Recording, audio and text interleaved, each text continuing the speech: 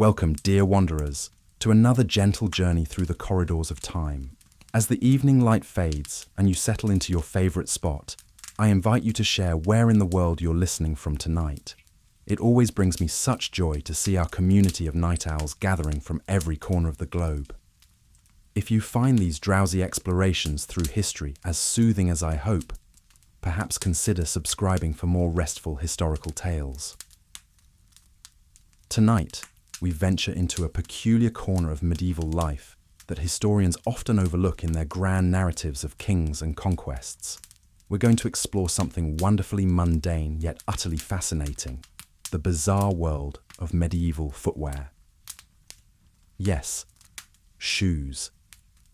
Those humble coverings that protected our ancestors' feet as they trudged through muddy village streets and drafty castle corridors. Picture, if you will, a cobbler's workshop in 14th century England. Candlelight flickers across worn wooden tables scattered with scraps of leather, primitive tools, and half-finished shoes that would look absolutely alien to our modern eyes. The air hangs thick with the scent of tanned hide and beeswax, while outside the occasional clip-clop of wooden soles echoes through narrow streets. But these weren't just shoes, as we understand them today. Medieval footwear was a curious reflection of an entire civilization's relationship with status, practicality, religion, and even basic survival. From the impossibly long-pointed shoes called poulaines that could stretch nearly 2 feet beyond the wearer's actual toes, to the chunky wooden clogs that kept peasant feet dry in perpetually muddy conditions. Medieval shoes tell us stories that no crown or sword ever could. What makes medieval footwear so wonderfully strange isn't just how different these shoes looked, but how they revealed the deep contradictions of medieval society itself. Here was a world where a nobleman might spend more on a single pair of elaborately pointed shoes than a peasant family would see in an entire year. Yet that same nobleman's feet might be just as cold, wet, and uncomfortable as anyone else's when winter came calling. The shoes of medieval Europe weren't just functional objects, they were declarations of faith, symbols of wealth, markers of profession, and sometimes even instruments of genuine torture. A merchant's soft leather boots told one story, while a monk's simple sandals told quite another. The wooden patterns that lifted ladies' delicate slippers above the muck spoke to both vanity and necessity, while the iron-studded boots of a knight served purposes that went far beyond mere protection. As we'll discover together over the coming episodes, medieval shoes were shaped by everything from religious doctrine to international trade routes, from the availability of materials to the whims of fashion-conscious royalty. They reflected the medieval world's complex relationship with the human body, its obsession with social hierarchy, and its constant struggle between spiritual ideals and earthly realities. Consider the sheer variety that existed within this supposedly simple time. There were shoes made from single pieces of leather, carefully molded around wooden forms. There were boots that laced up the leg with dozens of tiny eyelets, each one a testament to the patience of both maker and wearer. There were ceremonial shoes adorned with silk, gold thread, and precious stones that would have cost more than most people's houses. And then there were the truly bizarre innovations, shoes with secret compartments for storing coins, boots designed specifically for riding side saddle, and those infamous poulaines that eventually grew so long they had to be chained to the wearer's belt to prevent tripping. Each design tells us something profound about the people who wore them and the world they inhabited. The story of medieval shoes is also a story of remarkable ingenuity working within severe constraints. These craftsmen had no modern adhesives, no synthetic materials, no mass production techniques. Everything was hand-stitched, hand-shaped, and hand-fitted, using tools and techniques that would be recognizable to a cobbler from ancient Rome. Yet within these limitations, they created footwear that was not only functional, but often breathtakingly beautiful. Perhaps most fascinating of all is how medieval shoes reveal the period's complex relationship with the very concept of comfort. While we moderns might assume that medieval people simply accepted discomfort as inevitable, the evidence from their footwear tells a more nuanced story. Yes, many medieval shoes would be considered torture devices by today's standards. But medieval cobblers also developed ingenious solutions for warmth, waterproofing, and support that wouldn't look out of place in a modern outdoor gear catalogue. The materials alone tell epic tales of trade and adventure. The leather might have come from cattle raised on English pastures, but the silk linings could have travelled thousands of miles along the Silk Road. The metal buckles might have been forged by a local blacksmith, while the dyes that coloured the leather came from insects and plants gathered in distant Mediterranean ports. As we settle in together for this exploration, imagine the countless feet that once filled these strange and wonderful shoes. Picture the kitchen maid rushing across cold stone floors in her simple leather slippers, or the merchant carefully lacing up his finest boots before an important business meeting. Think of the bride being helped into delicate silk shoes on her wedding day, or the pilgrim wrapping strips of cloth around worn-out soles for one more day's journey toward a distant shrine. These weren't just coverings for feet. They were intimate companions in the daily drama of medieval life, witnesses to prayers and arguments, to births and deaths, to moments of triumph and profound loss.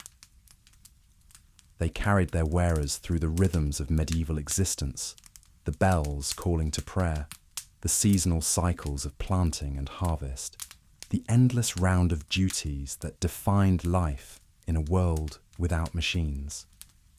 Tonight, we begin with the most basic question. What exactly were medieval people putting on their feet, and why did they make such peculiar choices? The answers, as we'll see, reveal a world far more complex, creative, and wonderfully human than the simplified medieval stereotypes might suggest.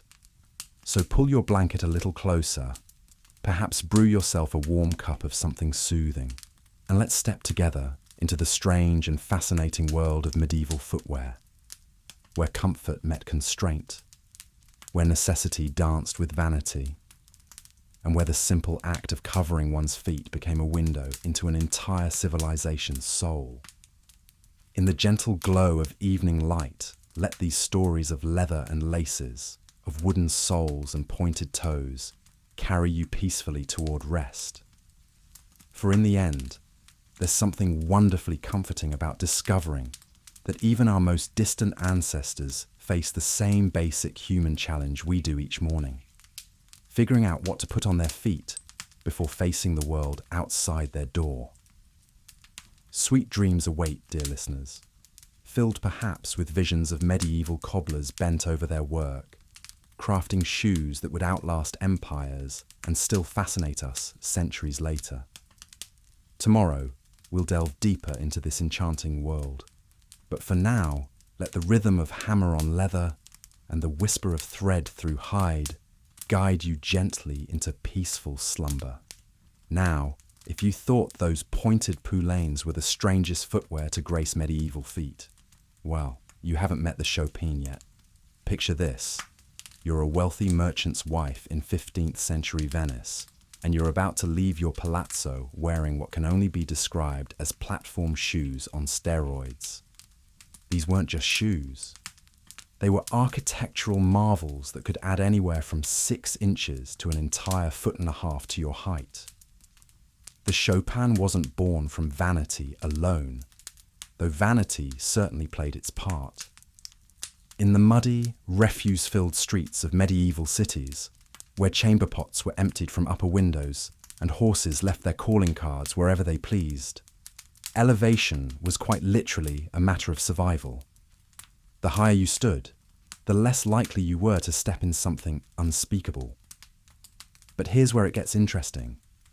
The Chopin became a status symbol so powerful that sumptuary laws, those medieval regulations about who could wear what, actually tried to control their height. In Venice, if your Chopins were too tall, You weren't just being ostentatious, you were breaking the law. The authorities worried that women would topple over and hurt themselves, which, let's be honest, probably happened more often than anyone cared to admit. Imagine trying to navigate a narrow medieval staircase while essentially walking on stilts. Servants had to help their mistresses walk, holding their arms to prevent catastrophic falls.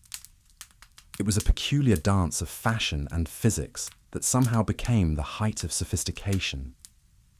The construction of these towering shoes was an art form in itself. Craftsmen would carve the platform from wood, often cork or willow, then cover it with leather, silk, or even precious metals depending on the wearer's wealth. Some chopins were so elaborate they featured intricate carvings, gilding, and jeweled decorations. They weren't just footwear, they were wearable sculpture. But perhaps the most fascinating aspect of the Chopin was how it reflected medieval society's complex relationship with women's mobility. On one hand, these shoes quite literally elevated women, making them taller and more imposing. On the other hand, they made independent movement nearly impossible, requiring assistance and careful planning for even the simplest journey across a room. The Chopin's influence spread far beyond Venice. Variations appeared across Europe, each adapting to local customs and materials. In Spain, they were called chapines and became so popular that even men began wearing them. In England, they were viewed with suspicion as a foreign affectation, yet wealthy women still coveted them. What's remarkable is how these impractical shoes managed to persist for centuries. Even as fashions changed and other medieval footwear fell out of favour, the Chopin evolved, eventually influencing the high heels we know today. Those towering Venetian platforms were the ancestors of every stiletto and wedge in the modern world. The decline of the Chopin came not from practicality finally winning over fashion, but from changing social attitudes. As the Renaissance progressed and ideas about natural beauty gained ground, the extreme artificiality of towering shoes began to seem less appealing.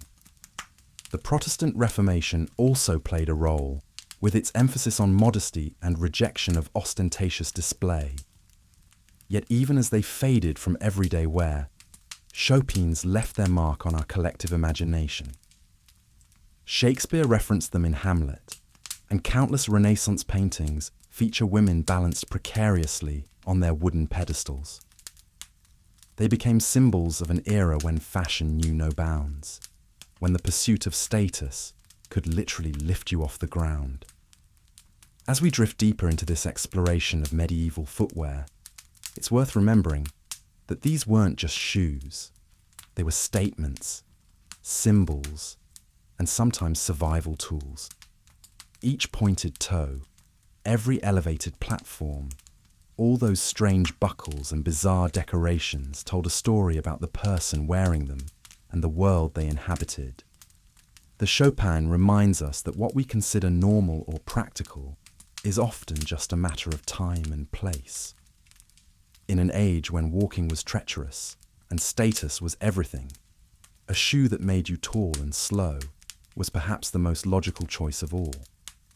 Strange as it may seem to our modern eyes, the Chopin was perfectly suited to its time, a wooden bridge between the muddy realities of medieval life and the soaring aspirations of those who wore them. So the next time you slip on a comfortable pair of sneakers, spare a thought for those medieval women who chose elevation over ease, who turned every step into a statement, and who somehow managed to make walking on wooden blocks look like the epitome of grace and sophistication. As we've seen, medieval shoes were far more than simple foot coverings. They were declarations of status, expressions of faith, and sometimes instruments of pure vanity. But there's one particular style of medieval footwear that takes all of these concepts to their most extreme conclusion. A shoe so bizarre, so impractical, and so utterly medieval in its excess that it perfectly encapsulates everything we've discussed so far. Let me tell you about the Chopin. Picture, if you will, walking through the narrow, winding streets of Renaissance Venice. The morning mist rises from the canals, mixing with the less pleasant aromas of a bustling medieval city. Garbage floats in the murky water below, while merchants hawk their wares from storefronts above. And there, emerging from a grand palazzo, comes a figure that seems to defy the very laws of physics. She towers impossibly tall, swaying gently as she moves, each step calculated and deliberate. Her silk gown brushes the ground, hiding what can only be described as architectural marvels strapped to her feet. These are chopines, and they represent perhaps the most extreme example of medieval footwear, excess ever conceived. The chopine wasn't just a shoe, it was a platform, sometimes reaching heights of up to 2 feet. Imagine trying to navigate cobblestone streets while standing on what were essentially wooden stilts, covered in luxurious fabric. The very act of walking became a performance, requiring servants to steady the wearer and ensure she didn't topple into the nearest canal. But why would anyone subject themselves to such impractical footwear? The answer lies in the complex social dynamics of medieval Venice, where height quite literally meant status. The taller your chopines, the more important you were. It was a visual hierarchy that could be seen from across a crowded piazza. For Venetian noblewomen, chopines served multiple purposes. First, they provided practical elevation above the filthy streets. Venice, built on a lagoon, was constantly dealing with flooding, sewage, and general urban unpleasantness.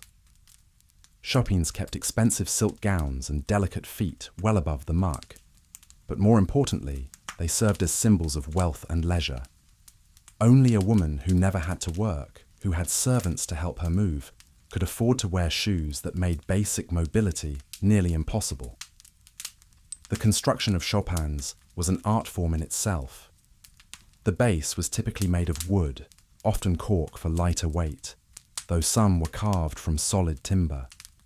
This foundation was then covered in rich fabrics, decorated with intricate embroidery, precious metals, and sometimes even jewels. The most expensive chopines were works of art that cost more than most people earned in a year. But chopines weren't unique to Venice. Variations appeared throughout medieval Europe, each adapted to local customs and needs. In Spain, they were called chapines, and were often worn by women of all social classes, though the height varied dramatically based on wealth. Spanish chopins were sometimes more modest, reaching only a few inches in height, but still served the same dual purpose of protection and status display. The social implications of chopins were profound. Sumptuary laws in various cities attempted to regulate their height, with authorities worried that social distinctions were becoming unclear when everyone was trying to tower above their neighbours. Some laws restricted chopin height, based on social class, ensuring that a merchant's wife couldn't achieve the same towering presence as a duchess. The psychological effect of chopins cannot be understated. Imagine the power dynamic when a woman in 2-foot chopins looked down, quite literally, at everyone around her. In a society where physical height was associated with authority and divine favour, chopins allowed women to command presence in a way that would have been impossible otherwise. They transformed the wearer into a figure of awe and sometimes fear. But chopins came with significant costs beyond their price. Medical treatises from the period described the health problems associated with wearing them. Twisted ankles were common, as were falls that could result in serious injury or death. The unnatural posture required to balance on such extreme footwear led to back problems and muscle strain. Some physicians argued that chopines caused reproductive problems, though this was likely more moral panic than medical fact. The cultural impact of chopins extended far beyond their practical use. They became symbols in literature and art, representing both feminine power and feminine vanity. Shakespeare referenced them in Hamlet, using them as a metaphor for artificiality and pretension. Artists depicted them in portraits as symbols of wealth and status, but also sometimes as objects of satire. The decline of chopines came gradually as fashion shifted toward more practical footwear and social attitudes changed. The rise of Protestantism in Northern Europe brought with it a suspicion of excessive display, and chopins fell victim to new ideals of modesty and utility. Economic pressures also played a role, as the cost of maintaining such elaborate footwear became harder to justify during periods of political instability. But the legacy of chopins lived on. They can be seen as direct ancestors of the modern high heel, which serves many of the same functions: elevation, status display, and the creation of a distinctive silhouette, just in a more practical form.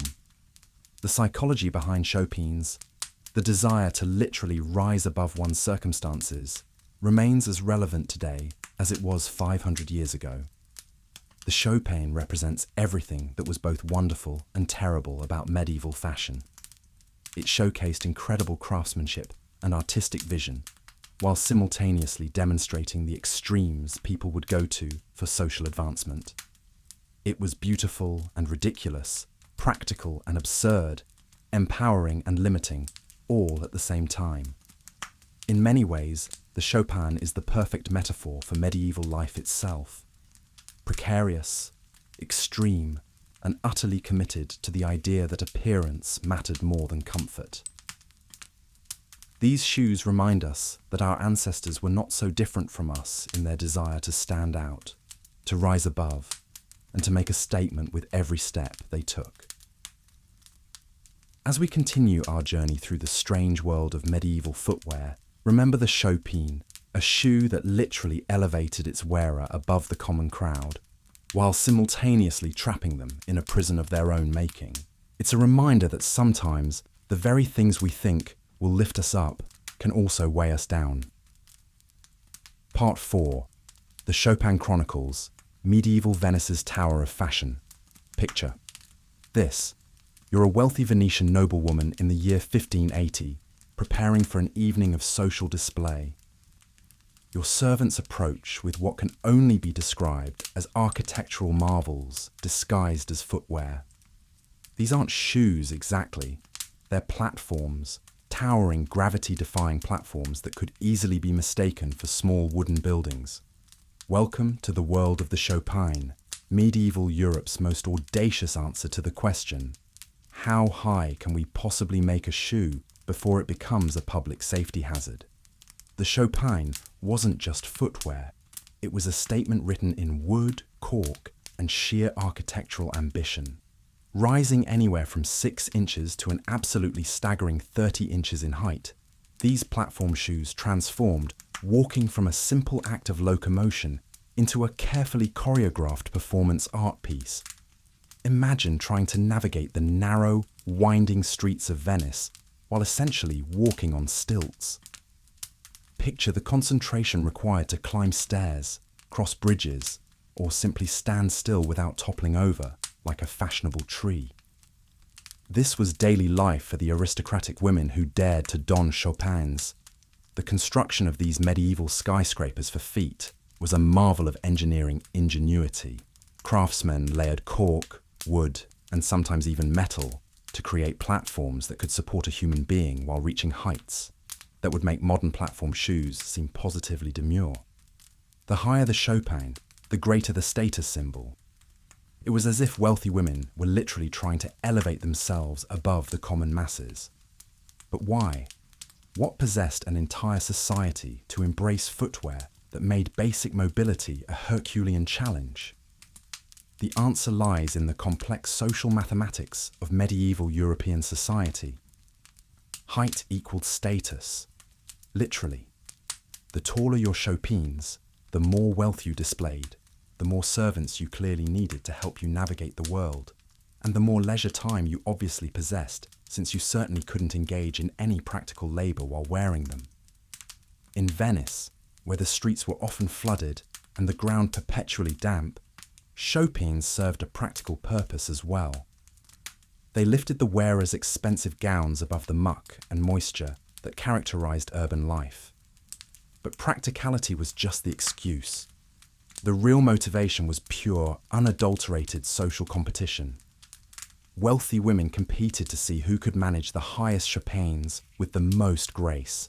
It became a skill, an art form, a way of demonstrating not just wealth but physical coordination and mental fortitude.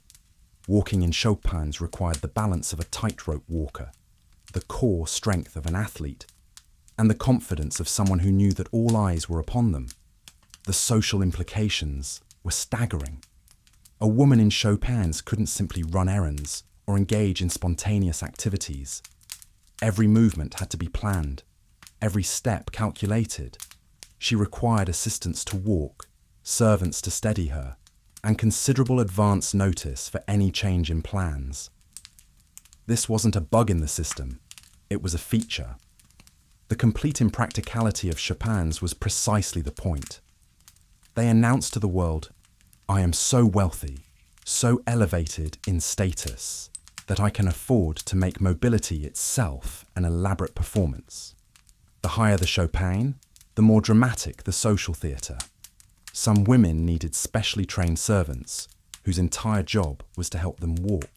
Others required modified doorways and furniture to accommodate their increased height. The most extreme chopins made their wearers so tall that they needed to duck under door frames and required assistants to sit down.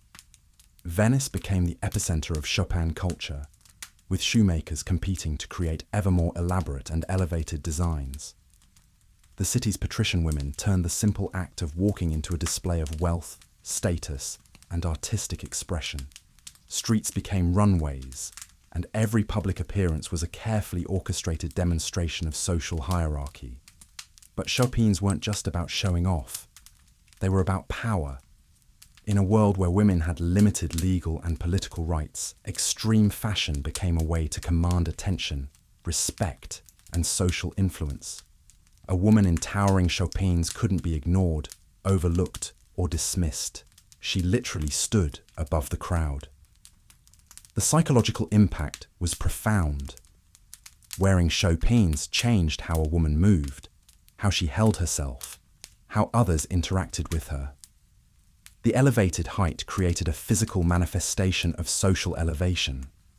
It was body language written in wooden cork, a three-dimensional argument for status and respect. Of course, the extreme nature of chopins also made them targets for criticism and ridicule.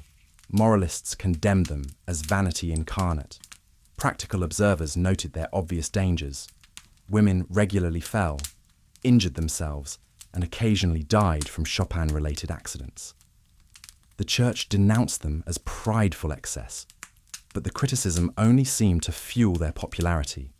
Perhaps because in a world where women's options for self-expression and social power were limited, chopins offered a way to make an undeniable statement. They were rebellion disguised as fashion, feminism written in elevated footwear. The decline of the chopin came gradually as fashion evolved and practical considerations eventually won out over pure status display. But their influence can be traced directly to modern high-heeled shoes.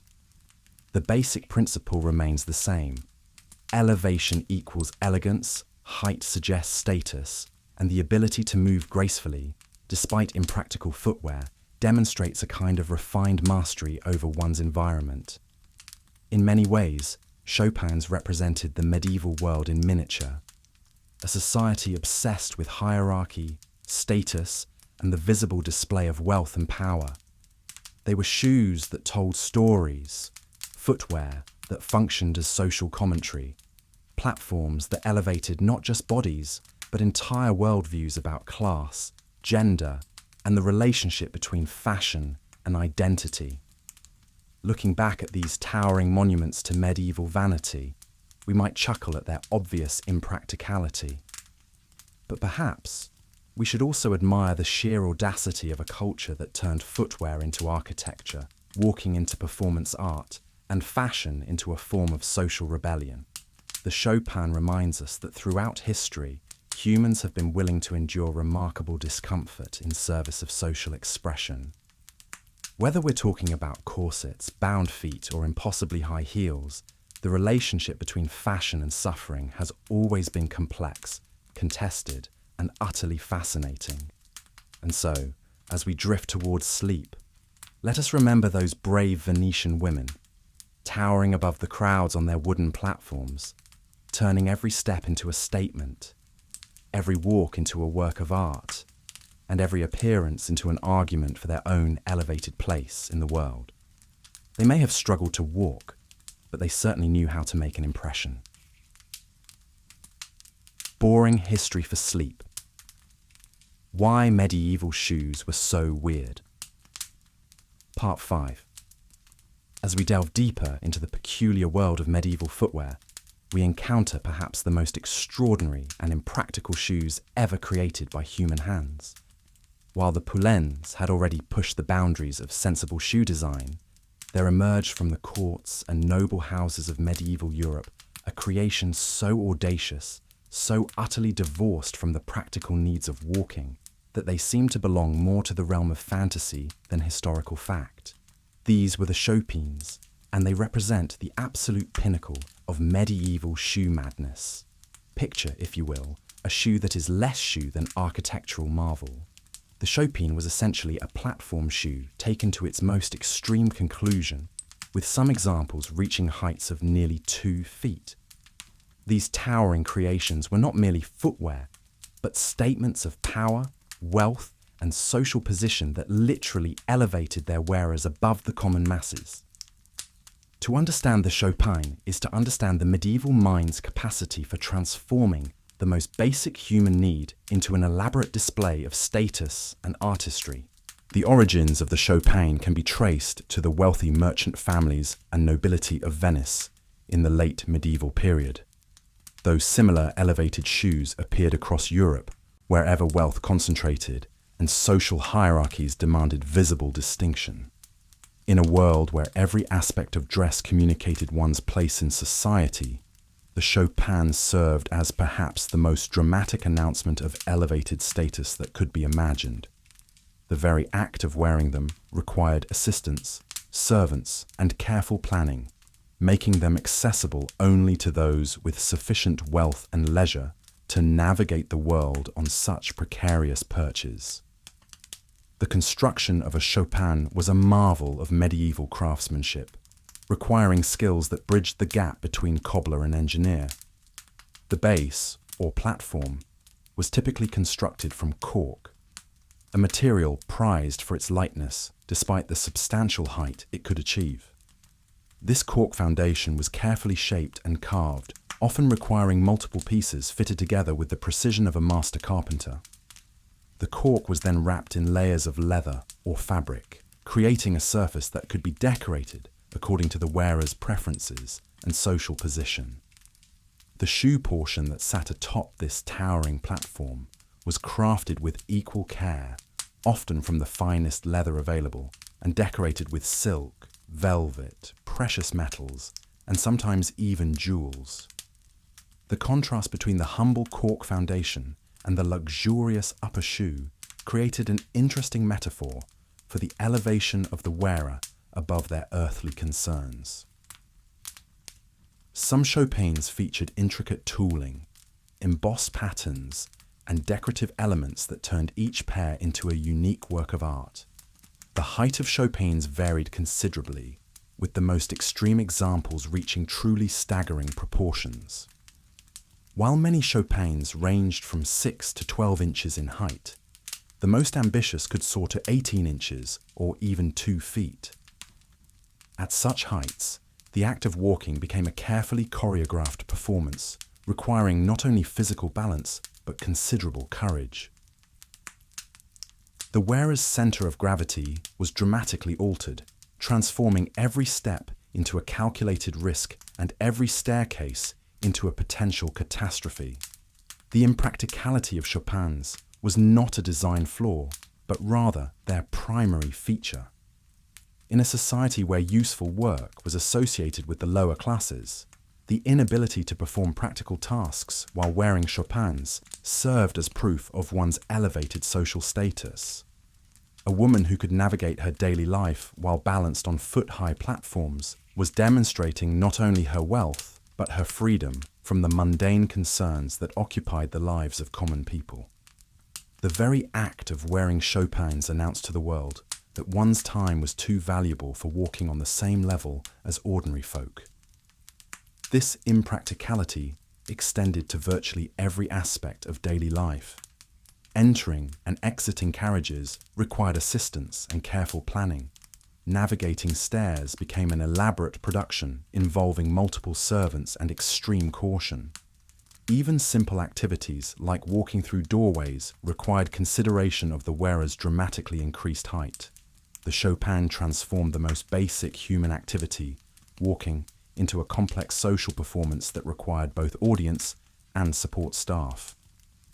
The social implications of Chopin's extended far beyond mere fashion. In Venice, where these shoes reached their most extreme development, they became symbols of female virtue and status. The theory, such as it was, held that women wearing Chopins were less likely to engage in inappropriate behavior, both because their movement was severely restricted and because their elevated position kept them literally above the moral contamination of the streets. This reasoning, however twisted it might seem to modern sensibilities, reflects the medieval tendency to find moral significance in even the most practical aspects of daily life. The wearing of Chopins also served practical purposes in the unsanitary conditions of medieval cities. The elevated platform did indeed keep the wearer's feet and the hem of their gown away from the refuse, mud, and various unmentionable substances that typically covered medieval streets. In this sense, Chopins can be seen as an extreme solution to the very real problem of navigating urban environments where proper sanitation was unknown, and the streets served as open sewers. However, the benefits of staying above the muck came at considerable cost in terms of mobility and safety. The risk of falls was constant and serious. A tumble from such heights could result in broken bones, serious injury, or worse. Historical accounts include numerous references to accidents involving Chopins, from minor stumbles to fatal falls. The precarious nature of these shoes meant that their wearers lived in a constant state of physical vulnerability, trading safety for status, in a bargain that epitomized the medieval aristocratic mindset. The process of learning to walk in Chopins began in childhood for those born into families wealthy enough to afford them. Young girls would start with smaller platforms and gradually work their way up to the full height expected of adult women in their social circle. This training process could take years and required not only physical conditioning, but the development of an entirely different approach to movement and balance. The graceful navigation of Chopins became a skill as valued and carefully cultivated as dancing or musical performance. The economics of Chopins reveal much about medieval society's priorities and values.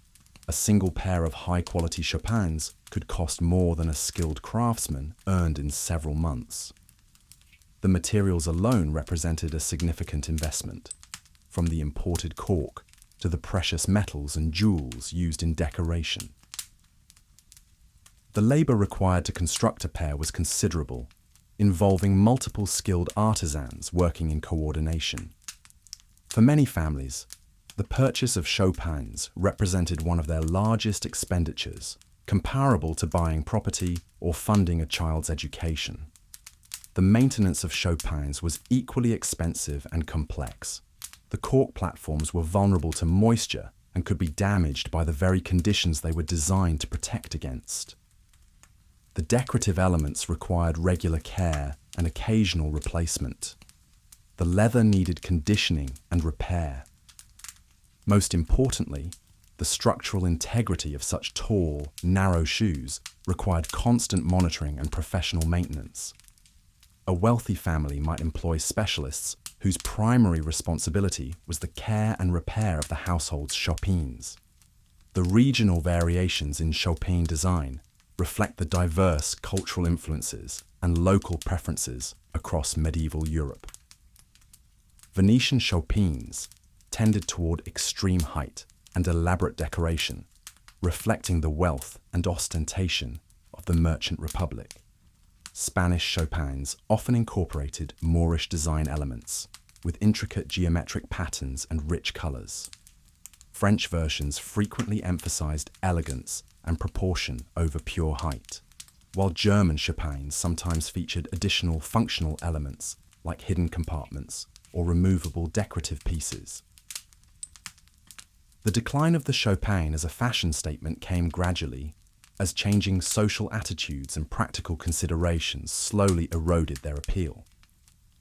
The Renaissance brought new ideas about beauty, proportion, and human movement that were fundamentally incompatible with the extreme artificiality of Chopin's. The growing influence of humanist philosophy, with its emphasis on natural human dignity and capability, made the deliberate handicapping represented by Chopins seem increasingly absurd.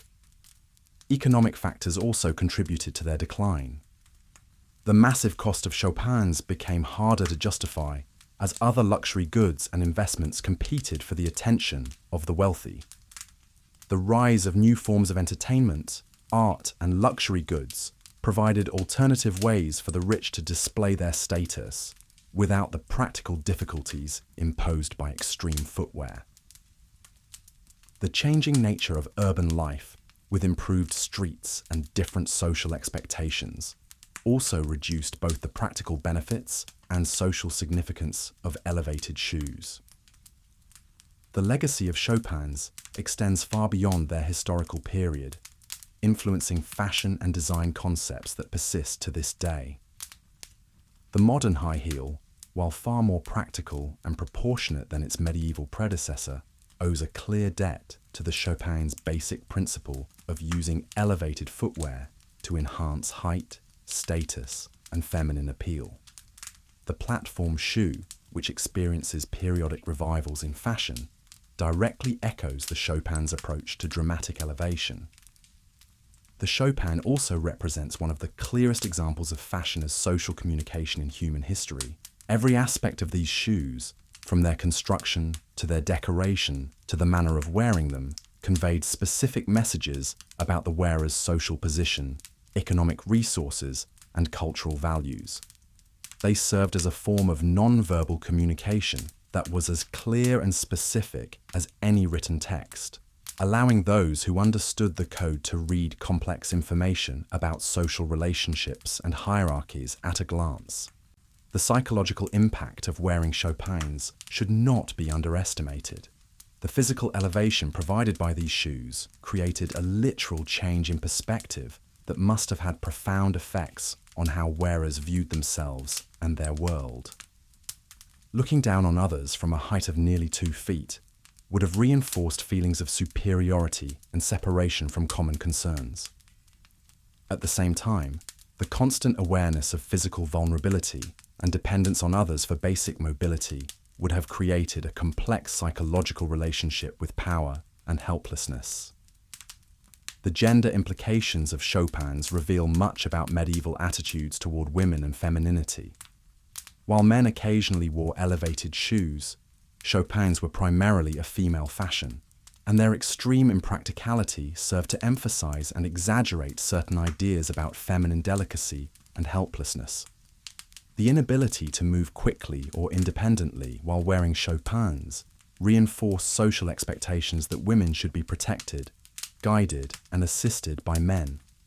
Yet, paradoxically, the dramatic visual impact of Chopin's also gave women a commanding presence that could be genuinely intimidating. The artistic and decorative traditions associated with Chopin's influenced broader developments in medieval art and craftsmanship. The techniques developed for decorating these shoes, from metalwork to embroidery to jewel setting, were adapted and refined for use in other luxury goods. The challenge of creating beautiful objects that were also functional, even if that function was primarily symbolic, pushed artisans to develop new skills and approaches that enriched the broader artistic culture of the period. The social rituals surrounding Chopin's created their own elaborate etiquette and customs. The process of putting on and removing Chopin's required assistance and ceremony. The manner of walking, sitting, and moving while wearing them followed specific rules and expectations. Social gatherings attended by Chopin-wearing women required different arrangements for seating, transportation, and entertainment. These customs, while they might seem trivial, played important roles in reinforcing social hierarchies and creating shared cultural experiences among the elite. The international trade in Chopin materials and finished shoes contributed to medieval economic networks and cultural exchange. Cork from Spain, silk from the East, metals from various European sources, and skilled craftsmen from different regions all contributed to the Chopin trade. This economic activity supported not only the artisans directly involved in shoe construction, but also the broader network of merchants, transporters, and support services that made such luxury trade possible. The medical implications of wearing Chopins were significant and largely negative. The altered posture required to maintain balance on such high platforms put strain on the back, legs, and feet that could lead to long-term health problems. The risk of injury from falls was constant and serious. The restricted mobility imposed by Chopins could contribute to general physical weakness and poor conditioning. Yet these health costs were apparently considered acceptable prices to pay for the social benefits that Chopins provided. The preservation of historical Chopins in museums and private collections provides modern viewers with direct access to these remarkable artifacts. Examining surviving examples reveals the extraordinary skill and artistry that went into their construction, as well as the wear patterns that tell stories about how they were actually used. The conservation challenges posed by these complex objects, with their multiple materials and structural vulnerabilities, continue to challenge modern museum professionals and provide insights into historical construction techniques. The Chopin represents perhaps the ultimate expression of the medieval tendency to transform practical necessities into elaborate displays of social meaning. In taking the simple human need for foot protection and elevation it into a towering statement of status and artistry, medieval craftsmen and wearers created objects that were simultaneously functional and dysfunctional, beautiful and absurd, practical and completely impractical. They stand as monuments to human creativity, social ambition, and the eternal tension between utility and display that characterizes so much of human culture. As we consider these extraordinary shoes from our modern perspective, we might be tempted to dismiss them as mere historical curiosities, examples of medieval excess and impracticality that we have thankfully left behind. Yet our honest examination of contemporary fashion reveals that the impulse that created Chopins is far from extinct. The willingness to sacrifice comfort, safety, and practicality for the sake of appearance and status continues to drive fashion choices today, though perhaps in less extreme forms. The story of the Chopin reminds us that what we wear is never simply about protection or utility, but always about communication, identity, and our relationships with others. These towering shoes, with their cork platforms and jeweled decorations, their impossible heights and deliberate impracticality, speak to fundamental human desires for distinction, beauty, and transcendence that remain as powerful today as they were in the medieval world. In their own strange way, they represent one of humanity's most ambitious attempts to quite literally rise above the mundane concerns of earthly existence, even if only by a foot or two. The golden age of the Chopin, however magnificent, could not last forever. Like all expressions of excess born from human vanity and social ambition, these towering platforms carried within them the seeds of their own decline. By the late 17th century, the very forces that had elevated the Chopin to such dizzying heights began to work against it, slowly but inexorably toppling this monument to medieval footwear from its lofty perch. The winds of change that would ultimately doom the Chopin began stirring in the courts of Europe, where fashion had always been as much about politics as it was about beauty. The rise of new monarchs brought with them different sensibilities, different values, and most importantly, different ideas about what constituted appropriate feminine behavior. The Chopin, with its associations of Venetian decadence and Italian excess, began to seem increasingly foreign and inappropriate to Northern European sensibilities. In France, the court of Louis XIV was establishing new standards of elegance that emphasized refinement over ostentation, grace over grandeur. The Sun King himself, despite his love of luxury, preferred a more restrained aesthetic that would come to define French fashion for generations.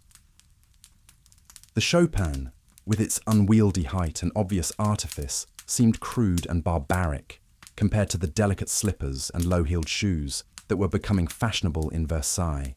But perhaps more damaging to the Chopin's reputation than changing aesthetic preferences was the growing influence of moral reformers and religious authorities who viewed these towering shoes as symbols of everything that was wrong with contemporary society. Protestant preachers across Northern Europe thundered against the Chopin from their pulpits, denouncing them as monuments to feminine vanity and pride. They pointed to the obvious impracticality of such footwear as evidence of a society that had lost its way, prioritizing appearance over substance, style over virtue. Even within the Catholic Church, voices began to rise against the Chopin. Reformist priests argued that such extreme displays of wealth and status were incompatible with Christian humility and charity. They pointed out the obvious hypocrisy of women tottering about on platforms worth more than most families earned in a year, while beggars starved in the streets below. The Chopin, once seen as a symbol of divine elevation, was increasingly viewed as a Tower of Babel, a monument to human arrogance that would inevitably be brought low. The economic factors that had originally contributed to the Chopin's rise also began to work against it.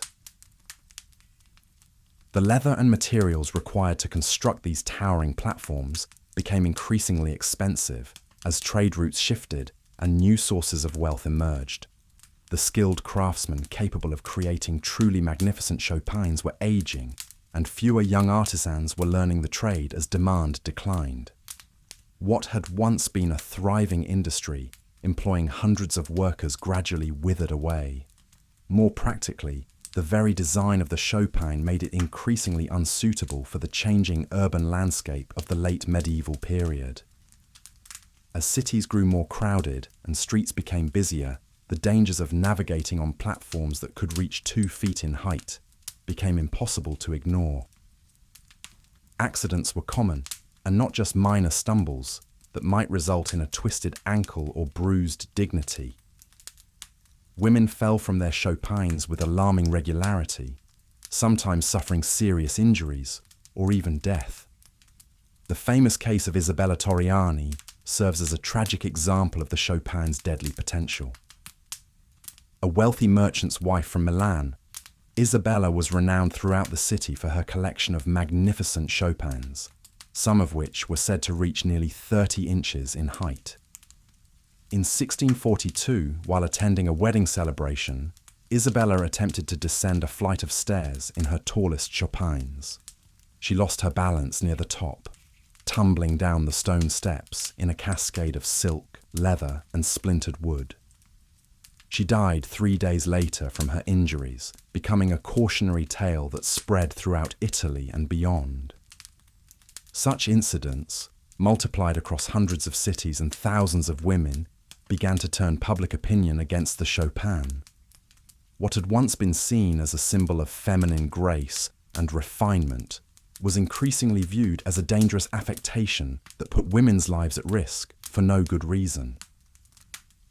Husbands began forbidding their wives from wearing the tallest Chopins, and insurance merchants started refusing to cover accidents involving platform shoes. The changing role of women in society also contributed to the Chopin's decline. As the medieval period gave way to the early modern era, new ideas about feminine virtue and behavior began to take hold.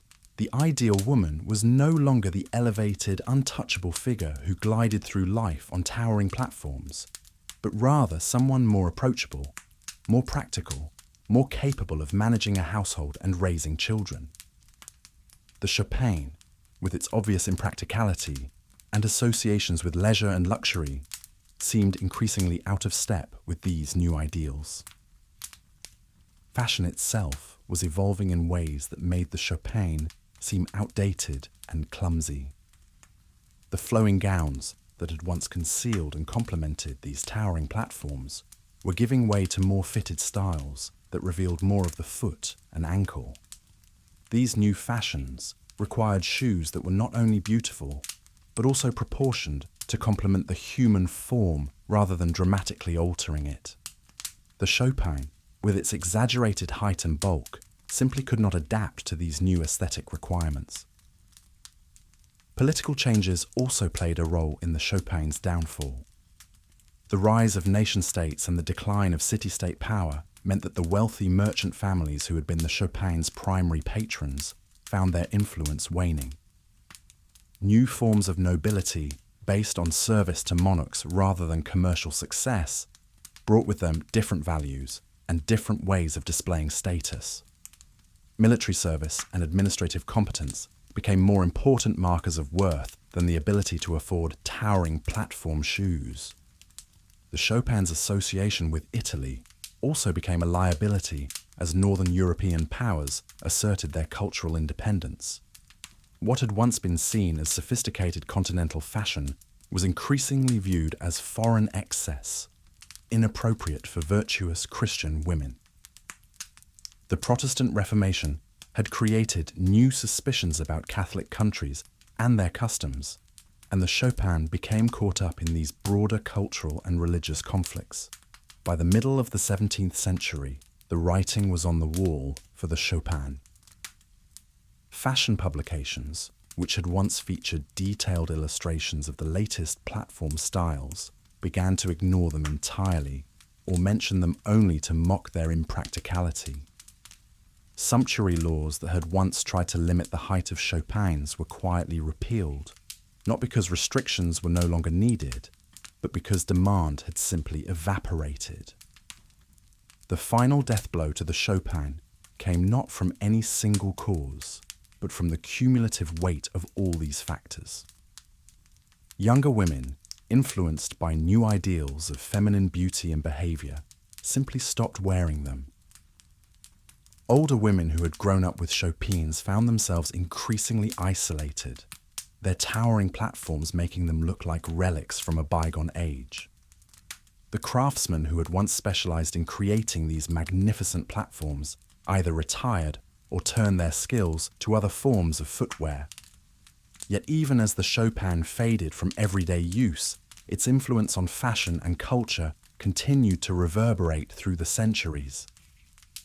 The basic principle that the Chopin had embodied, that footwear could be used to dramatically alter a woman's appearance and social presence, would resurface again and again in different forms.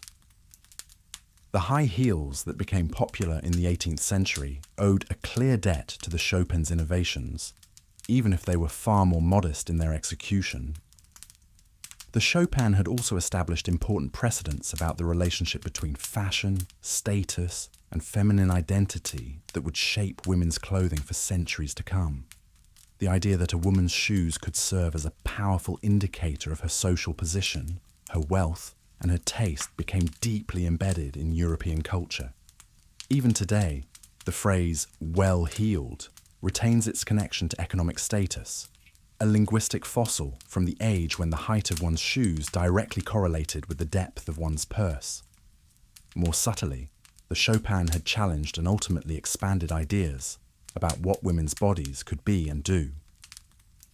By dramatically altering their height and silhouette, Chopin wearers had demonstrated that feminine beauty was not fixed or natural, but could be constructed and manipulated through clothing and accessories. This was a radical idea in an age when most people believed that God had created the human form in its perfect state, not to be altered or improved upon by human artifice. The Chopin had also pioneered the use of fashion as a form of architectural expression. These towering platforms were not merely shoes but miniature buildings. complete with structural engineering challenges and aesthetic considerations that would not have been out of place in the design of actual buildings. The craftsmen who created chopines were as much architects as they were cobblers, working with principles of weight distribution, load bearing, and visual proportion that connected their work to the broader world of Renaissance design and construction. In the realm of gender relations, the chopin had created a complex legacy that would influence discussions about women's roles for centuries to come. On one hand, these towering platforms had literally elevated women, making them taller and more imposing than they would have been naturally. This physical elevation had translated into a form of social elevation, as chopin wearers commanded attention and respect in ways that would have been impossible in flat shoes. But this elevation had come at a cost. The very height that made Chopin wearers impressive also made them vulnerable, dependent on others for support and assistance in ways that could be seen as reinforcing traditional ideas about feminine fragility and dependence. The Chopin had thus embodied a fundamental contradiction that would continue to plague women's fashion: the tension between empowerment and limitation, between standing tall and being constrained. The economic legacy of the Chopin was equally complex. These towering platforms had created entire industries and supported thousands of workers. From the craftsmen who carved the wooden platforms to the merchants who imported the exotic materials used in their decoration. The decline of the Chopin had meant the loss of these livelihoods, but it had also freed up economic resources for other forms of production and consumption. The Chopin industry had also established important precedents about the relationship between luxury goods and economic development. The enormous sums spent on these platforms had demonstrated that there was a significant market for goods that served no practical purpose beyond display and status signaling. This insight would prove crucial for the development of modern consumer culture, which would eventually be built around similar principles of conspicuous consumption and status competition. In the world of art and literature, the Chopin left an indelible mark that would outlast the shoes themselves by centuries. Renaissance and Baroque painters had immortalized Chopin wearers in countless portraits and religious scenes, creating a visual record that would influence artists long after the platforms themselves had disappeared from the streets. The distinctive silhouette created by Chopin's, the dramatically elongated figure, the flowing gowns that concealed the mechanical reality of the platforms, became a standard element of period costume in theatre and opera. Writers, too, had been fascinated by the Chopin and its implications. Shakespeare's references to these towering platforms in his plays ensured that English-speaking audiences would continue to encounter the Chopin long after it had vanished from actual use. Other playwrights and poets across Europe had similarly incorporated Chopins into their work, creating a literary legacy that preserved not just the physical reality of these shoes, but also the complex social and emotional meanings they had carried. The Chopin's influence on later fashion was perhaps most clearly visible in the development of high heels. While the stiletto heels that became popular in the 20th century were far more modest in height than the towering platforms of the Renaissance, they operated according to similar principles. Both used elevation to alter a woman's silhouette and gait. Both served as markers of status and taste, and both required their wearers to sacrifice practical mobility for aesthetic effect. But the connection between Chopin's and modern high heels went deeper than mere visual similarity. Both represented attempts to use footwear to reshape not just the body, but also the social position of the wearer. The woman in high heels, like the woman in Chopin's, was making a statement about her relationship to work, to mobility, to traditional gender roles. She was declaring that she was too important, too valuable, too elevated to concern herself with the mundane practicalities of walking quickly or standing for long periods. The Chopin had also established important precedents about the relationship between fashion and technology. The engineering challenges involved in creating stable, wearable platforms that could reach heights of 2 feet or more had required genuine innovation and technical skill. The solutions developed by Chopin makers, the use of lightweight materials, the careful attention to weight distribution, the development of specialized construction techniques, would influence footwear design for centuries to come. Even as the Chopin faded from memory, its technological innovations lived on in less obvious forms. The platform shoes that became popular in the 1970s owed a clear debt to Renaissance Chopin makers, even if their creators were unaware of the historical connection. The orthopedic shoes designed for people with leg length discrepancies use similar principles of elevation and weight distribution that had been pioneered by Chopin craftsmen centuries earlier. The Chopin's legacy in the realm of medicine and health was more ambiguous. While these towering platforms had undoubtedly caused numerous injuries and health problems for their wearers, they had also advanced understanding of biomechanics and orthopedics. The physicians who treated Chopin-related injuries had been forced to develop new knowledge about how the human body responded to altered gait patterns and weight distribution. This knowledge would prove valuable in treating other conditions and in designing better footwear for people with various physical challenges. The social legacy of the Chopin was perhaps the most enduring of all. These towering platforms had challenged fundamental assumptions about the relationship between natural and artificial, between practical and beautiful, between individual expression and social conformity. The debates that had raged around Chopins, about whether they were empowering or constraining, beautiful or ridiculous, moral or corrupt, would resurface again and again throughout history whenever fashion pushed the boundaries of conventional taste and behavior. The Chopin had also established important precedents about the role of fashion in social mobility and class competition. While these towering platforms had been primarily worn by women from wealthy families, they had also created opportunities for social advancement and status display that had not existed before. A merchant's daughter who could afford magnificent Chopins could literally stand as tall as a noblewoman, at least for the duration of a social gathering. This democratization of elevation, however limited, had represented a significant challenge to traditional hierarchies. But perhaps the most important legacy of the Chopin was its demonstration that fashion could be a form of power. The woman who could master the art of walking gracefully on 2-foot platforms was displaying more than just wealth or taste. She was demonstrating control, discipline, and a kind of physical courage that commanded respect.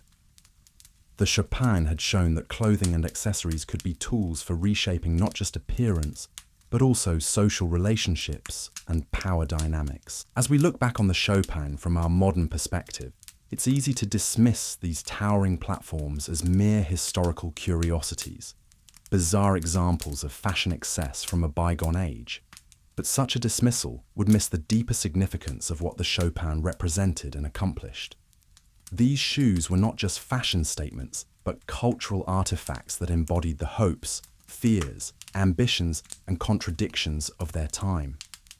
The Chopin had emerged from a world in transition, where traditional sources of authority and meaning were being challenged, and new forms of power and identity were being forged. In this context, the decision to elevate oneself on towering wooden platforms was not merely about vanity or status display. It was about claiming agency in a world where women's choices were severely limited. The Chopin had offered its wearers a way to literally rise above their circumstances, to command attention and respect, to transform themselves into something greater than nature had made them. That this transformation came at a cost, in terms of mobility, safety, and resources, should not blind us to its significance. Throughout history, people have been willing to endure considerable hardship and expense to achieve their visions of beauty, status, and self-expression. The Chopin was simply one particularly dramatic example of this universal human impulse. The story of the Chopin also reminds us that fashion is never merely about clothing or appearance. It is always about power, identity, and the ongoing negotiation between individual desires and social expectations. The women who wore Chopins were not passive victims of fashion tyranny, but active participants in the creation of meaning and status through material culture. They were using the tools available to them to reshape their world, even if those tools were as seemingly impractical as towering wooden platforms. The decline of the Chopin also offers important lessons about the nature of cultural change and the forces that drive fashion evolution. The platforms did not disappear overnight because of a single decree or dramatic event, but rather faded gradually as multiple factors, economic, social, religious, political, and aesthetic, combined to make them seem increasingly outdated and inappropriate. This process of gradual obsolescence is typical of how major fashion trends end, not with a bang, but with a slow diminishment of relevance and appeal. Understanding this process helps us better appreciate how fashion functions as a social institution. Clothing and accessories that seem permanent and natural to one generation can become laughably outdated to the next, not because of any inherent flaw in their design, but because the social conditions that gave them meaning have shifted. The Chopin's fate reminds us that all fashion is contingent, temporary, and subject to the ever-changing currents of human culture. The regional variations in the Chopin's decline also tell us something important about how cultural change spreads and adapts to local conditions. While the platforms fell from favor relatively quickly in Northern Europe, they persisted much longer in parts of Italy and Spain, where different social and religious conditions made them more acceptable. Even within Venice, the Chopin's original stronghold, different social classes abandoned the platforms at different rates, with the most conservative noble families clinging to them long after merchant families had moved on to more modern styles. This uneven pattern of decline created fascinating cultural tensions and generational conflicts. Older women who had built their entire social identity around their ability to navigate society on towering platforms found themselves increasingly isolated as younger women embraced new forms of footwear and new ideals of feminine behavior.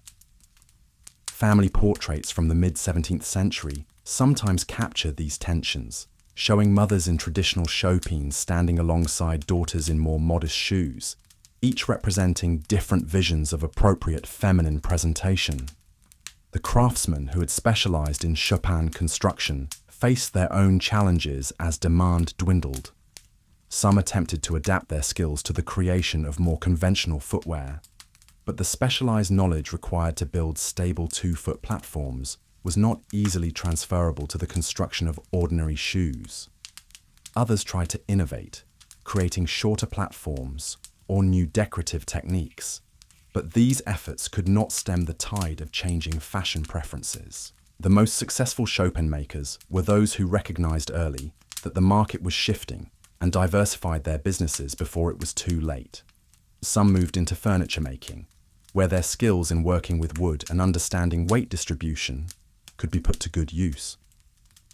Others became general cobblers, applying their knowledge of leather working and foot anatomy to the creation of more practical footwear. A few even became designers of theatrical costumes, where their expertise in creating dramatic, eye-catching footwear found new purpose in the entertainment industry. The transformation of former Chopin workshops into other kinds of businesses provides a fascinating window into the economic adaptation strategies of early modern artisans. These craftsmen could not simply disappear when their primary product became obsolete. They had to find new ways to apply their skills and knowledge to different markets. Their success or failure in making this transition often determined whether their families prospered or struggled in the decades following the Chopin's decline. The materials that had once been devoted to Chopin construction were gradually redirected to other uses as well. The exotic woods that had formed the platforms found new life in furniture making and architectural decoration. The precious metals and gems that had adorned the most luxurious Chopins were reset into jewelry and other ornamental objects. Even the leather and fabric components were often salvaged and repurposed, reflecting the practical mindset of an age when waste was a luxury few could afford. This material recycling process reveals something important about the relationship between fashion and resource allocation in pre-industrial societies.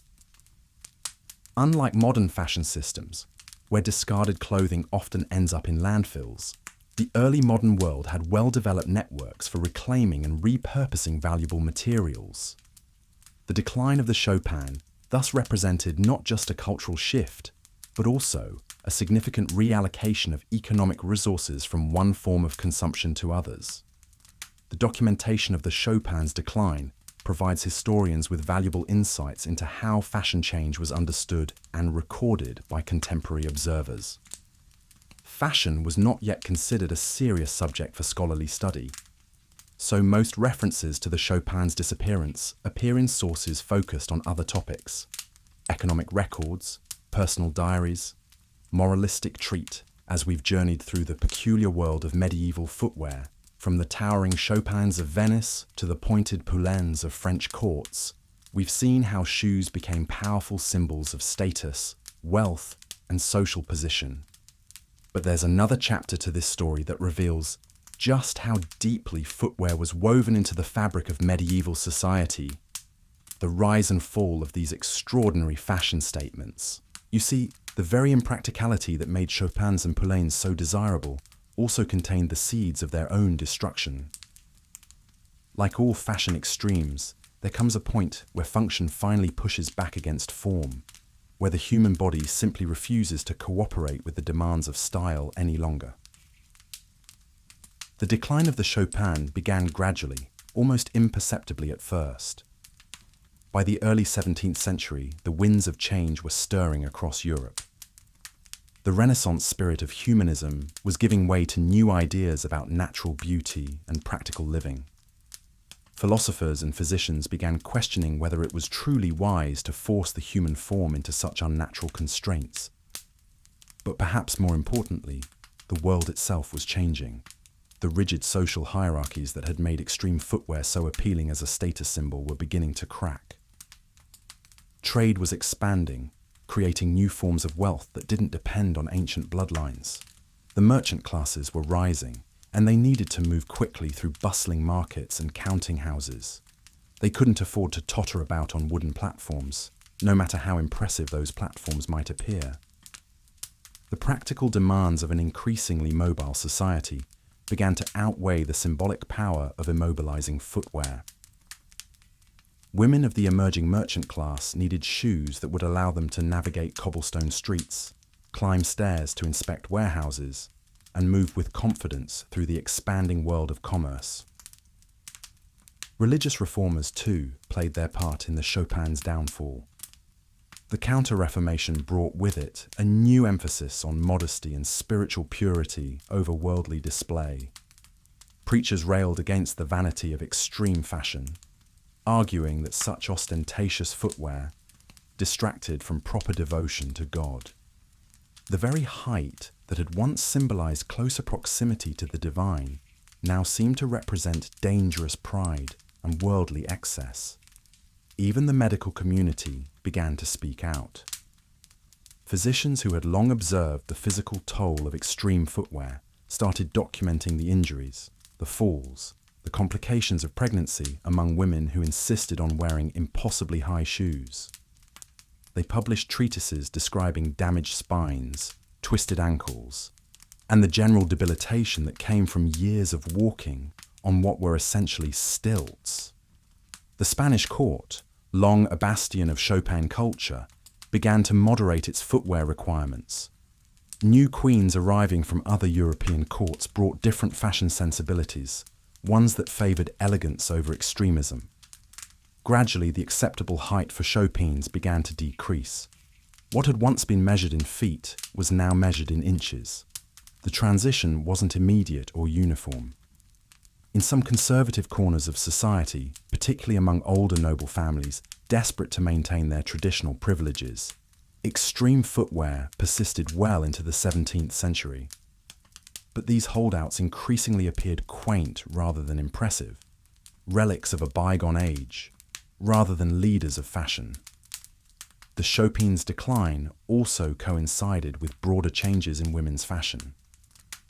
The massive architectural gowns of the 16th century, which had provided such dramatic frames for towering shoes, were giving way to more naturalistic silhouettes. These new styles emphasized grace and movement rather than imposing stillness, and they simply didn't work with shoes that made natural movement impossible. Interestingly, as Chopin's faded from the scene, their influence didn't disappear entirely. Instead, it transformed. The concept of elevated footwear survived, but in more moderate forms. The high heel, as we know it today, can trace its lineage directly back to those extreme medieval platforms. The difference was one of engineering and restraint. Heels provided elevation and status display while still allowing for actual walking. This evolution reflects a broader pattern in fashion history. Extreme trends rarely disappear completely. They tend to be refined, moderated, and absorbed into more practical forms. The Chopin's legacy lived on in the heel, just as the poulaines' pointed toe would echo through centuries of European shoe design, appearing and reappearing in various forms whenever fashion called for a touch of medieval drama. The story of medieval footwear's decline also tells us something important about the relationship between fashion and social change. When clothing or shoes become so extreme that they prevent people from participating fully in their society's economic and social life, that fashion is ultimately doomed. No amount of status symbolism can overcome the basic human need for mobility and function. Yet we shouldn't dismiss these medieval shoe fashions as mere folly. They served important psychological and social functions in their time. They provided a visual language for expressing identity, aspiration, and belonging in a world where such expression was otherwise severely limited. They offered a form of artistic creativity and personal display in societies that allowed few other outlets for individual expression. The craftsmen who created these extraordinary shoes were artists in their own right, pushing the boundaries of what was possible with leather, wood, and fabric. Their innovations in construction, their solutions to engineering problems, their decorative techniques, all of these contributed to the development of shoemaking as both craft and art.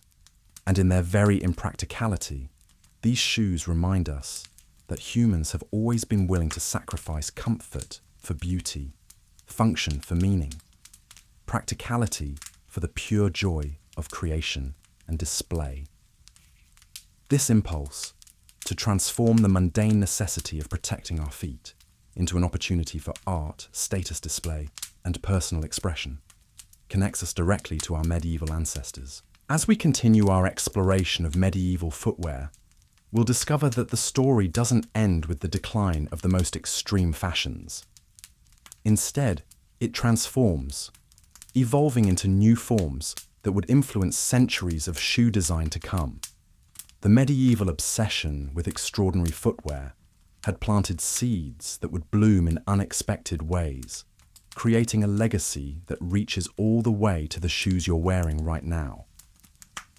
But for tonight, as you drift towards sleep, perhaps you can imagine yourself in a different time, when the simple act of putting on one's shoes was a daily negotiation between aspiration and practicality, between the desire to transcend the ordinary and the need to navigate the world with dignity intact. Sweet dreams of simpler souls and gentler steps through history's winding paths.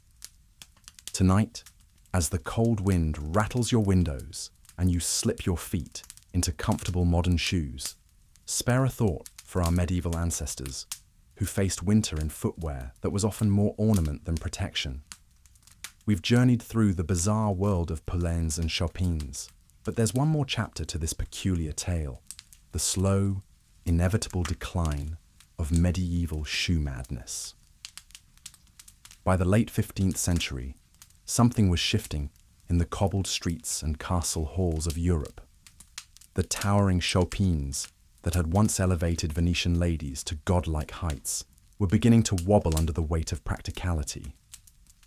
The impossibly long poulaines that had curled like serpents from noble feet were slowly shortening, retreating into something almost resembling reason. What caused this transformation? It wasn't a sudden revolution, but rather a gradual awakening. Like a fever breaking after a long illness, Europe began to cool from its shoe-induced delirium. The Black Death had reshaped society's priorities. When survival became paramount, when labor shortages demanded mobility, when economic uncertainty gripped the continent, spending months crafting a shoe that prevented walking seemed rather absurd. The merchants and artisans who were gaining power cared less about displaying their wealth through impractical footwear and more about conducting business efficiently. They needed shoes that could carry them through muddy markets, up narrow staircases, across busy workshops. Function began its slow march back toward fashion. Religious reformers, too, played their part in this sartorial shift. The church had always harbored suspicions about excessive vanity, and as reform movements gained momentum, the moral implications of wearing shoes worth more than a peasant's annual income became harder to ignore. Sermons increasingly condemned the pride and waste embodied by these elaborate creations. But perhaps most tellingly, the very success of these extreme styles contained the seeds of their own destruction. As more people gained access to elongated shoes and elevated platforms, they lost their exclusivity. When even moderately wealthy merchants could afford modest versions of poulaines, the nobility needed ever more extreme designs to maintain their distinction. Eventually, the shoes became so impractical that they defeated their own purpose. The transition wasn't immediate or uniform. In some courts, ladies continued to teeter on impossibly high chopins well into the 16th century. In certain regions, elongated shoes persisted as ceremonial wear long after they disappeared from daily life. But gradually, inexorably, European footwear began to assume more sensible proportions. This shift coincided with broader changes in fashion and culture. The Renaissance brought new ideals of beauty and proportion. Classical Greek and Roman aesthetics, with their emphasis on harmony and natural form, began to influence European taste. The human foot, in its natural state, was no longer seen as something to be hidden, distorted, or exaggerated beyond recognition. The rise of new textile techniques also played a role. As fabrics became more sophisticated and decorative, the focus of fashion shifted from the extremes of silhouette to the richness of material and ornament. A beautifully embroidered doublet or an intricately woven gown could display wealth and status just as effectively as a pair of shoes that required servants to help the wearer walk. Military considerations, too, influenced this evolution. The changing nature of warfare, with its increased emphasis on mobility and firearms, made traditional knightly armor less relevant. If the heavily armored knight was becoming obsolete, then the elaborate court shoes that complemented such formal military dress seemed equally outdated. Yet even as the most extreme medieval shoes faded into memory, their influence lingered. The association between heel height and social status persisted, evolving into the high heels that would dominate women's fashion for centuries to come. The idea that shoes could be sculptural art objects, not merely functional items, had taken permanent root in European consciousness. The wealthy continued to display their status through footwear, but in more subtle ways. Expensive materials, fine craftsmanship, and perfect fit replaced sheer impracticality as markers of luxury. A shoe might be made of the finest leather, decorated with precious metals, or crafted by a master artisan, but it would also allow its wearer to actually walk. Looking back on this gradual transformation, we can see it as part of a broader maturation of European society. The medieval period's extremes, its willingness to push ideas to their absolute limits, regardless of practical consequences, was giving way to Renaissance ideals of balance and moderation. The human body was increasingly seen as something to be celebrated rather than distorted, enhanced rather than hidden. This evolution in footwear reflects humanity's ongoing struggle between appearance and function, between the desire to transcend our physical limitations and the need to work within them. Medieval shoes, in all their bizarre glory, represent a moment when that balance tipped entirely toward appearance, creating wonders of engineering and artistry that were also monuments to human vanity. As we slip our feet into shoes that cushion our steps, support our arches and protect us from the elements, we might feel superior to our medieval ancestors. But perhaps we should also feel a touch of admiration for people who were willing to suffer greatly for their vision of beauty, who transform the humble shoe into a canvas for artistic expression, and who remind us that the human desire to transcend the ordinary through fashion is both timeless and irrepressible. The story of medieval shoes teaches us that fashion has always been about more than mere clothing. It's about identity, power, artistic expression, and the eternal human quest to transform ourselves into something greater than nature intended. Sometimes that quest leads to beauty, sometimes to absurdity, and often to both simultaneously. So tonight, as you drift off to sleep in your comfortable, practical world, remember the click-clack of Chopins on marble floors, the whisper of poulaines across rushes, and the determination of people who chose style over comfort, art over practicality, and left us with one of history's most fascinating footnotes about the lengths humans will go to in pursuit of beauty. Sleep well, and dream of simpler times when your biggest footwear decision was whether to choose the shoes that merely made walking difficult or the ones that made it nearly impossible.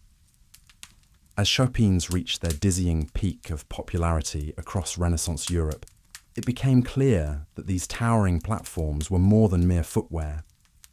They had evolved into something approaching architectural marvels for the feet. The most extravagant examples weren't just shoes. They were statements carved in wood and wrapped in silk, declarations of wealth so bold they literally elevated their wearers above the common masses. In the workshops of Venice, master craftsmen laboured for weeks on a single pair of Chopins, layering cork and wood into foundations that could reach astonishing heights. The process was painstaking and expensive. First, layers of cork were carefully shaped and bound together with strong adhesives made from animal hides. Over this foundation, artisans would apply thin sheets of leather, often dyed in rich colours, or luxurious fabrics like silk, velvet, or brocade. The most prestigious Chopins featured intricate decorative work. Tiny pearls might be sewn into elaborate patterns across the upper surfaces. Gold thread could be embroidered into complex designs that caught the light with every step. Some pairs incorporated small mirrors or pieces of polished metal that glittered as the wearer moved through candlelit ballrooms. The wealthy weren't content with simple elevation. They demanded elevation that sparkled. But beneath all this finery lay a more practical consideration that modern wearers might not immediately appreciate. The streets of Renaissance cities were, to put it mildly, rather unpleasant places for expensive footwear. Venice, despite its romantic reputation, had canals that served as open sewers. The narrow alleyways of Florence were repositories for all manner of refuse. Even the grandest cities had streets that were muddy, malodorous, and thoroughly hostile to delicate slippers. Chopins provided a solution that was both fashionable and functional. By elevating the wearer's feet several inches, or in extreme cases over a foot above the street level, these platform shoes protected expensive stockings and the hems of costly gowns from the realities of urban life. A lady could glide through the marketplace without her silk dress trailing through questionable puddles, or her embroidered slippers making contact with substances best left unidentified. This practical aspect explains why Chopins became particularly popular in Venice, a city where the intersection of wealth, fashion, and challenging street conditions created the perfect environment for such extreme footwear. Venetian ladies, famous throughout Europe for their beauty and style, embraced chopines with an enthusiasm that bordered on obsession. The social implications of chopines extended far beyond mere protection from dirty streets. Height had always been associated with status and power. Kings sat on elevated thrones. Nobles lived in towers. Important religious figures spoke from raised pulpits. Chopines allowed women to literally claim a higher position in society, if only for the duration of their public appearances. This elevation came with its own complex choreography. Walking in chopines required a completely different technique than normal walking. The wearer had to take shorter, more deliberate steps. The risk of toppling was constant, which necessitated a slower, more stately pace that actually enhanced the appearance of dignity and grace. Many wealthy women employed servants whose primary job was to provide a steadying arm when navigating stairs or uneven surfaces. The art of chopin walking became a mark of refinement in itself. Young ladies from aristocratic families practiced for hours to master the particular gait required. There was something almost dance-like about the way an experienced chopin wearer moved, a careful balance between majesty and the ever-present threat of a very undignified tumble. Regional variations in Chopin's styles developed as the fashion spread throughout Europe. Spanish chopines tended to be somewhat more conservative in height, but featured elaborate decorative work, often incorporating elements that reflected the wearer's family heritage or regional identity. French versions might be more delicately proportioned, but no less elevated, with emphasis on the quality of the materials and the subtlety of the craftsmanship. In some Italian city-states, sumptuary laws attempted to regulate chopin heights, recognizing that these shoes had become symbols of wealth and status that could potentially upset social hierarchies. Venice, somewhat surprisingly, was generally more permissive, perhaps because the city's merchant culture was more accepting of displays of newly acquired wealth. The construction of the finest chopines required skills that crossed multiple crafts. Woodworkers shaped the platforms with the precision of furniture makers. Leather workers applied their finest techniques to create uppers that were both beautiful and durable. Textile artists contributed embroidery and decoration that rivaled the work found on the most expensive clothing. The result was footwear that cost as much as a small house and took nearly as long to complete. For the wealthiest patrons, chopines became canvases for displaying the finest materials that global trade could provide. Silk from China, pearls from the Indian Ocean, gold thread from specialized workshops, exotic woods from distant lands, all might find their way into a single pair of shoes. These wernines weren't just footwear, they were exhibitions of the expanding world that Renaissance merchants were beginning to explore and exploit. The psychological impact of wearing chopines shouldn't be underestimated. The elevated position changed how the wearer saw the world and how the world saw them. From several inches higher, a woman looked down on those around her, quite literally taking a superior position. This physical elevation could translate into a feeling of increased confidence and authority, at least until the inevitable moment when balance became precarious. But perhaps most fascinating was how chopines created their own ecosystem of supporting industries and social customs. Specialized servants, unique walking techniques, modified furniture to accommodate the increased height, even architectural considerations in the design of homes where Chopin wearers might visit. These shoes didn't just change fashion, they changed how society functioned around the needs of those wealthy enough to wear them. As Chopins reached their peak, they represented something unique in the history of fashion, footwear that was simultaneously practical and impractical, beautiful and bizarre, empowering and limiting.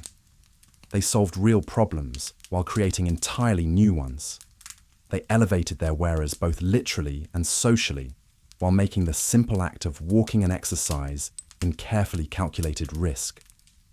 This contradiction would ultimately contribute to their downfall, but for a brief, glittering moment in Renaissance history, Chopin's represented the absolute pinnacle of what happened when fashion, wealth, and engineering combined to create something that was equal parts wonderful and completely ridiculous. In the end, they were perhaps the perfect shoes for an age that valued spectacle, status, and the bold display of wealth above almost everything else, including common sense. As we've journeyed through the peculiar world of medieval footwear, from the absurdly elongated poulaines to the dizzying heights of Chopin's, we've discovered something quite fascinating about human nature itself. These weren't just shoes, after all. They were statements, declarations, sometimes even acts of rebellion wrapped in leather and silk. But perhaps the most intriguing aspect of medieval shoe culture wasn't what people wore on their feet, but what happened when those shoes came off. You see, in the grand halls and humble hovels of medieval Europe, there existed an entire etiquette around the removal of footwear that would seem utterly bizarre to our modern sensibilities. Picture, if you will, a nobleman arriving at court in his finest poulaines. Those ridiculous pointed shoes that curve so dramatically, they required chains to keep the tips from dragging. The very act of removing these monstrosities was a performance in itself. Servants would be summoned with special hooks and tools, carefully unfastening the delicate chains that tethered toe to knee. The process could take several minutes, during which time the wearer would stand balanced on one foot, maintaining their dignity while essentially being undressed from the feet up. For the wealthy merchant class, shoe removal was often accompanied by the ritual washing of feet, not out of hygiene concerns, mind you, but as a display of luxury. Hot water was expensive, scented oils even more so. To have your feet bathed after removing your shoes was to announce to all present that you possessed both the wealth to afford such indulgences and the leisure time to enjoy them. Women faced their own unique challenges, particularly those brave enough to don Chopin's. Imagine the delicate dance required to descend from shoes that could stand nearly 2 feet tall. Ladies would often require assistance from multiple servants, creating elaborate human scaffolding to safely return their mistresses to ground level. Some wealthy households even employed specialized shoe pages, whose sole responsibility was managing the complex choreography of elevated footwear. The nobility took this theatre to even greater extremes. In some courts, the act of removing one's shoes in the presence of royalty became a ritualized form of submission. Knights returning from battle would ceremoniously unlace their boots as a sign of respect, each eyelet undone representing another layer of worldly concerns being set aside in the presence of divine authority. But it wasn't just the wealthy who developed elaborate customs around footwear removal. In medieval guilds, apprentice shoemakers were required to remove their own shoes before beginning work each day, a humble acknowledgement that they were still learning their craft. Master craftsmen, by contrast, could keep their shoes on, their elevated status literally reflected in their elevated feet. Religious communities developed their own intricate practices. Monks would remove their sandals before entering the chapel, but the order in which they did so was strictly regulated by hierarchy. The abbot removed his footwear first, followed by senior brothers in descending order of rank. Novices waited last, sometimes standing barefoot in the cold for extended periods as their superiors completed the ritual. The act of going barefoot itself carried profound meaning in medieval society. Pilgrims would often remove their shoes miles before reaching their sacred destination, walking the final distance with bleeding feet, as an offering of devotion. This practice became so common that many pilgrimage routes were lined with shoe menders, craftsmen who would repair the faithful's footwear while they completed their barefoot journey. Even in death, medieval people maintained their complex relationship with shoes. The wealthy were often buried wearing their finest footwear, while the poor might have their shoes removed and sold to pay for the funeral. Some religious orders required that their members be buried barefoot, symbolizing their final renunciation of worldly vanity. Archaeological evidence has revealed fascinating glimpses into these practices. Medieval graves often contain shoes placed not on the feet, but beside the body, suggesting complex burial rituals we can only imagine. Some shoes found in these contexts show no signs of wear, implying they were crafted specifically for the afterlife, a final fashion statement for eternity. The seasonal rhythms of medieval life also influenced shoe culture in unexpected ways. During winter months, the wealthy would sometimes host shoe parties, gatherings where guests were encouraged to display their most outrageous footwear. These events became competitions of sorts, with prizes awarded for the most creative, impractical, or expensive shoes. The winners often received even more elaborate shoes as rewards, creating an endless cycle of escalating footwear extravagance. Spring brought its own traditions. In many regions, the first warm day of the year was marked by a ceremonial shoe blessing, where the local priest would bless the community's footwear for the coming season.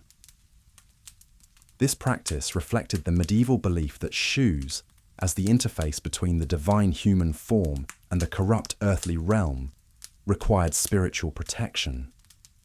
As we near the end of our exploration into this strange and wonderful world of medieval footwear, it's worth reflecting on what these elaborate customs reveal about the human condition.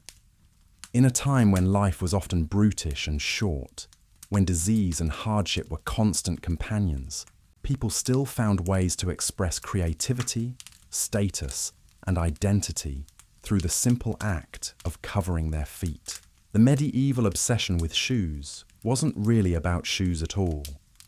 It was about the fundamental human need to distinguish ourselves, to mark our place in the social order, to transform the mundane necessity of protection into something approaching art. Whether through the absurd elegance of poulaines or the towering ambition of Chopin, our ancestors used footwear to quite literally elevate themselves above their circumstances. In our modern world of mass-produced sneakers and practical pumps, it's easy to dismiss medieval shoe culture as nothing more than historical curiosity. But perhaps there's something to be learned from their dedication to transforming the everyday into the extraordinary, their willingness to endure discomfort in service of beauty, their understanding that even the smallest details of our appearance carry profound meaning. So the next time you slip on your comfortable, sensible shoes, spare a thought for those medieval souls who chose style over comfort, status over practicality, and beauty over good sense. They may have wobbled through life on impossible footwear, but they did so with a flair and creativity that still captures our imagination centuries later. And with that gentle reflection on the enduring human spirit, we let the curious tale of medieval shoes settle into the soft corners of our minds, where history and dreams intertwine like the delicate laces of a long-forgotten slipper. As medieval society evolved through the centuries, so too did the strange relationship between feet and fashion. What started as simple protection from the elements transformed into something far more complex, a visual language written in leather and thread, where every stitch told a story of power, desire, and human folly.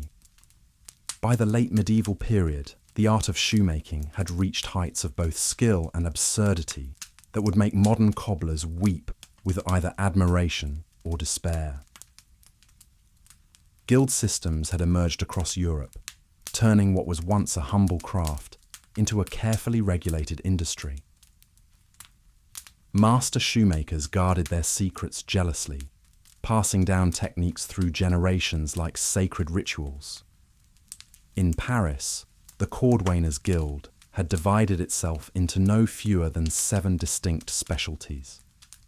There were makers of shoes for the nobility, craftsmen who worked exclusively in exotic leathers, artisans who specialized in the delicate art of creating those impossibly long poulaine tips, and even a subset dedicated entirely to decorative buckles and clasps. Each group jealously protected its territory, and heaven helped the apprentice who dared cross these invisible boundaries. The process of creating a single pair of aristocratic shoes could take weeks, sometimes months. First came the selection of materials. The finest calfskin from Cordoba, perhaps, or supple kid leather from the hills of Tuscany. For the truly extravagant, there might be silk from the Orient, gold thread from Byzantine workshops, or pearls harvested from distant seas. The measuring process alone was an elaborate ritual.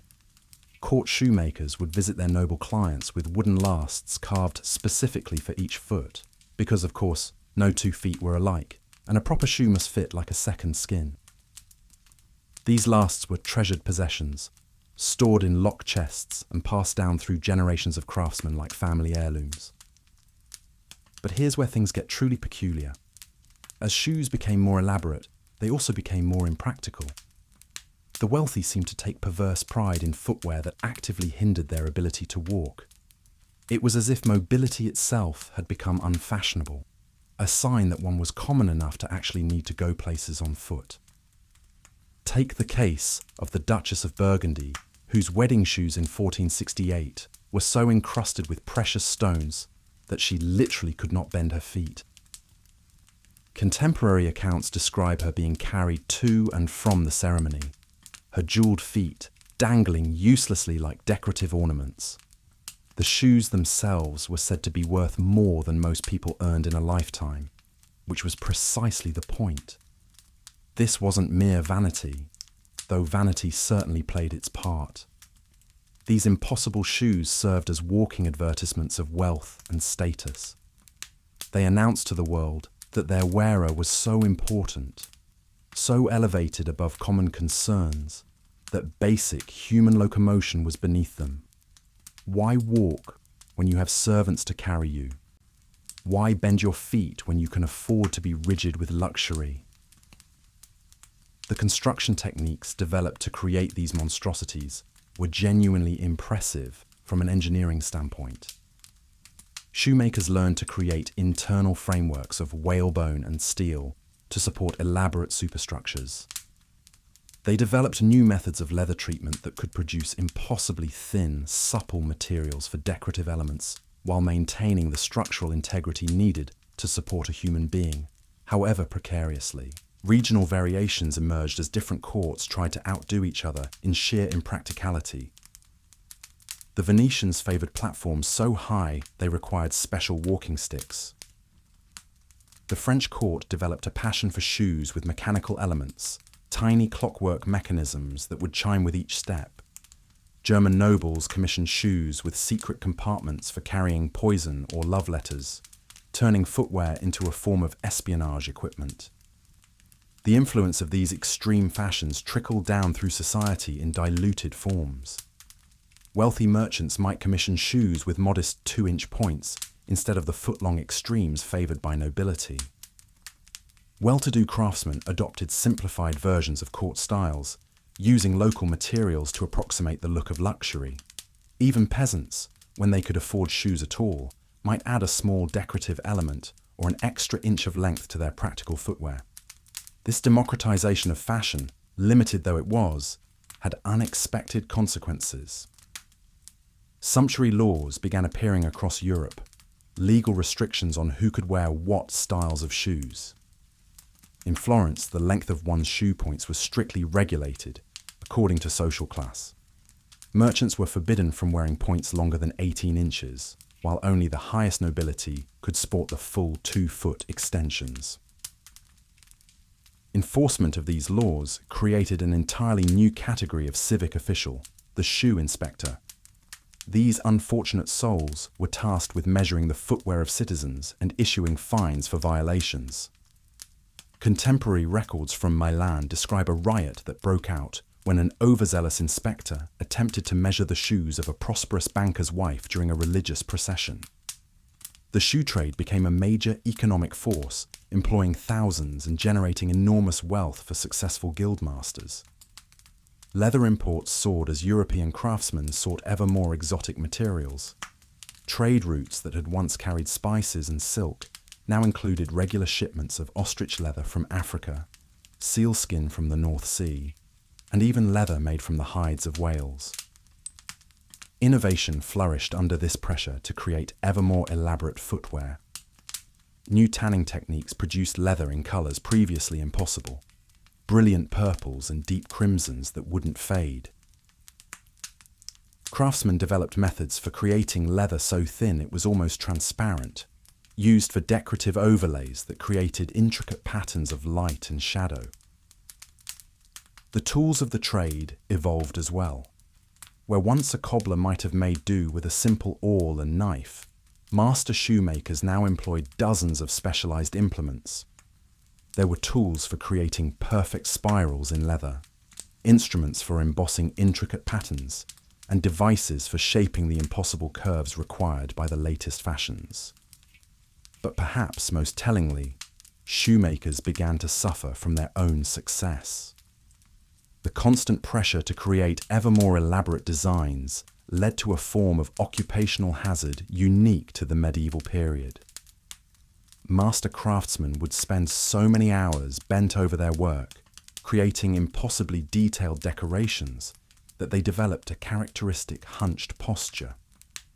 Contemporary medical texts describe a condition known as cobbler's spine, a permanent curvature caused by years of intricate leatherwork. Apprentices in the shoe trade face their own unique challenges. The traditional 7-year apprenticeship was extended to 10 or even 12 years for those specializing in court footwear. Young men would spend their entire adolescence learning to create shoes they themselves could never afford to own, mastering techniques for fashions they would never be allowed to wear. The psychological impact of this system was profound.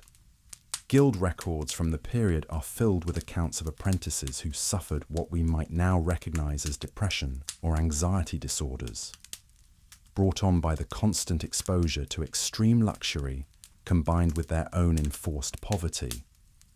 Some guilds even employed special chaplains to counsel young craftsmen through these difficulties. As the medieval period drew to a close, the excesses of shoe fashion had reached levels that seem almost satirical in hindsight. Shoes had become so elaborate, so removed from their original function, that they had essentially become wearable art installations. The fact that people continued to commission and wear these creations speaks to something fundamental about human nature and our relationship with status, beauty, and the absurd. The legacy of these medieval fashion extremes would echo through the centuries, influencing everything from Renaissance court dress to modern high fashion. But more than that, they remind us that the human desire to stand out, to express individuality and status through our appearance, is timeless. Whether it's a medieval courtier tottering on platform shoes or a modern fashionista navigating the streets in designer heels, we continue to make choices that prioritize appearance over practicality. And perhaps there's something beautiful in that absurdity, something essentially human about our willingness to suffer for the sake of style. After all, as any medieval cobbler could tell you, sometimes the most impractical things are also the most memorable. As you drift off to sleep tonight, perhaps you'll dream of those long-ago craftsmen, bent over their workbenches in candlelit workshops, stitching impossible dreams into leather and thread, creating footwear for a world where walking was optional, but style was everything. As we've journeyed through the peculiar world of medieval footwear, we've seen how these strange, elongated shoes became symbols of power, markers of class, and eventually instruments of their own destruction. But there's one more chapter to this story that reveals perhaps the most human element of all, how these shoes shaped the daily rhythms of medieval life in ways both profound and absurd. Picture, if you will, a typical morning in a prosperous medieval household. The master of the house awakens not to an alarm clock, but to the gentle stirring of servants preparing for the elaborate ritual of dressing. For a man of status wearing poulaines, getting dressed wasn't a simple matter of slipping on shoes and walking out the door. It was a carefully choreographed performance that could take the better part of an hour. First came the hose, those fitted leg coverings that served as medieval stockings and trousers combined. These had to be perfectly smooth, without wrinkles or bunching, because any imperfection would be magnified by the tight-fitting shoes to come. The hose were attached to a belt or doublet with dozens of small ties called points, each one requiring careful attention. Then came the shoes themselves. A servant would kneel before his master, gently guiding each foot into the narrow confines of the poulaine. The process required patience. Rushing could tear the delicate leather, or worse, cause the wearer to stumble. The laces had to be tied with mathematical precision, tight enough to secure the shoe, but not so tight as to cut off circulation during what might be a very long day. But here's where it gets interesting. The very act of putting on these shoes was a daily reminder of one's place in the social hierarchy. A merchant might manage his own shoes, perhaps with help from his wife or a single servant. A nobleman would have a dedicated shoe-bearer, someone whose entire morning routine revolved around the proper fitting of footwear. And at the very pinnacle of society, kings and great lords had multiple servants whose only job was to ensure that their master's feet were properly adorned. This wasn't mere vanity, though vanity certainly played a part. It was a practical necessity born from the shoe's increasingly absurd proportions. By the height of the poulaine fashion, some shoes extended 2 feet or more beyond the actual foot. Imagine trying to put on a shoe that's 3 times the length of your foot while maintaining any semblance of dignity. It simply couldn't be done alone. The morning ritual established the tone for the entire day. Once properly shod, a medieval gentleman had to completely reimagine how he moved through the world. Stairs became treacherous obstacles requiring careful navigation. A simple act like mounting a horse transformed into an elaborate procedure involving special stirrups and mounting blocks designed to accommodate the extended toes. Walking itself became a kind of performance art. The characteristic gait of the poulaine wearer was instantly recognizable, a gliding, measured pace that minimized the risk of catching a toe on an uneven stone or getting the point tangled in one's own clothing. Young men of fashion spent hours practicing this walk, much as a modern dancer might rehearse choreography. But perhaps most tellingly, these shoes created their own temporal rhythm. Everything took longer when you wore poulaines. Getting dressed took longer. Walking from place to place took longer. Even sitting down required careful arrangement of the feet to avoid damaging the shoes or creating an unseemly tangle of leather and fabric. In a world where time was already measured differently than our own, by church bells and the movement of the sun rather than precise mechanical clocks, the poulaine introduced yet another layer of temporal complexity.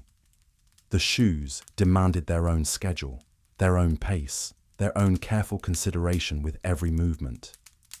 This had profound social implications.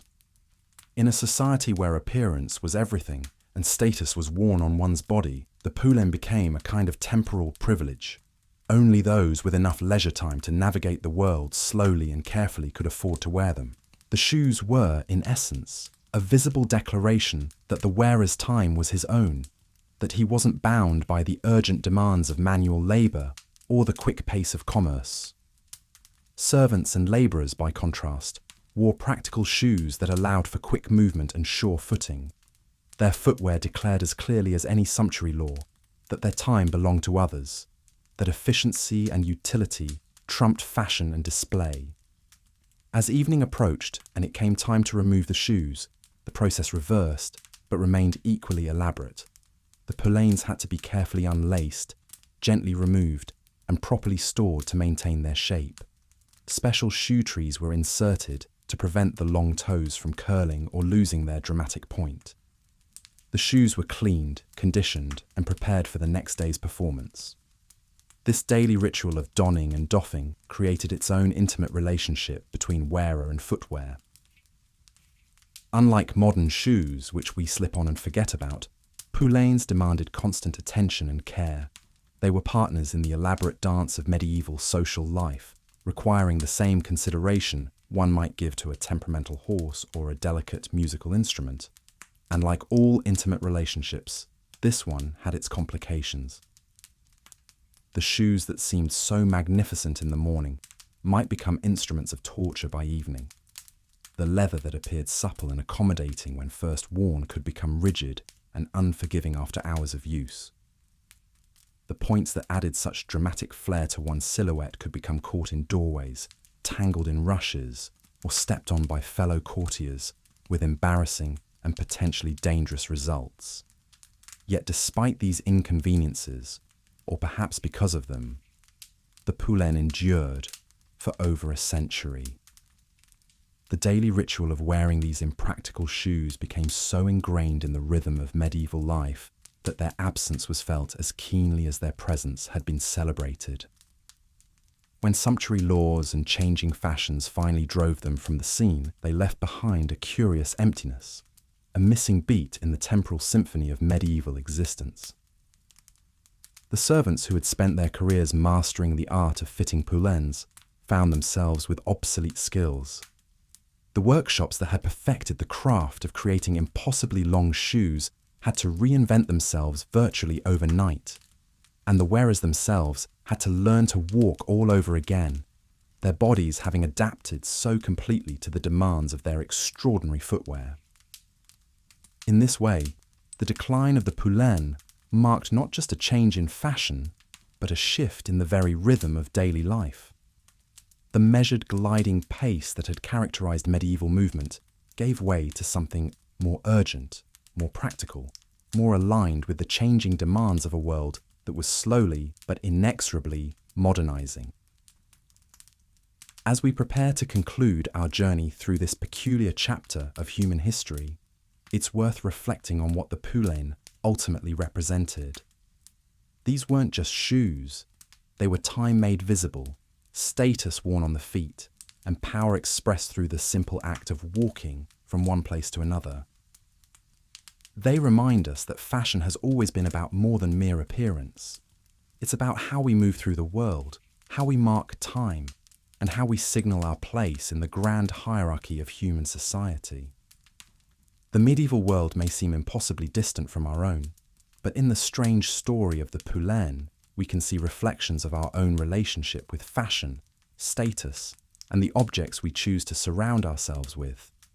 The shoes may be gone, but the human impulses they represented, the desire to stand out, to signal success, to transform the mundane act of walking into something approaching art, these remain as powerful today as they were 6 centuries ago. And so, as the last echoes of medieval footsteps fade into history, we're left with the gentle reminder that even the strangest fashions serve a purpose. Even the most impractical objects can carry profound meaning, and even the simplest acts, like putting on shoes in the morning, can become rituals that shape not just our appearance, but our understanding of ourselves and our place in the world. Welcome back, dear listener, to our gentle exploration of medieval footwear. As you settle in for this penultimate chapter of our journey, take a moment to appreciate the quiet comfort of your evening routine. Whether you're tucked beneath soft blankets or simply finding a moment of peace in your day, we're here together, wandering through the fascinating world of shoes that changed society itself. We've travelled far together through the peculiar landscape of medieval footwear. We've marvelled at the impractical elegance of poulains, gasped at the towering audacity of Chopins, and witnessed how something as simple as a shoe could become a symbol of power, rebellion, and identity. Now, as we near the end of our journey, we encounter perhaps the most remarkable aspect of medieval footwear, its power to reshape society itself. For you see, these weren't merely shoes, they were catalysts for social transformation, agents of change that walked quietly through history, altering the very fabric of medieval life with each careful step. The shoes we've discussed didn't simply protect feet or display wealth. They rewrote the rules of how people interacted, how classes mingled, and how individuals expressed their deepest aspirations.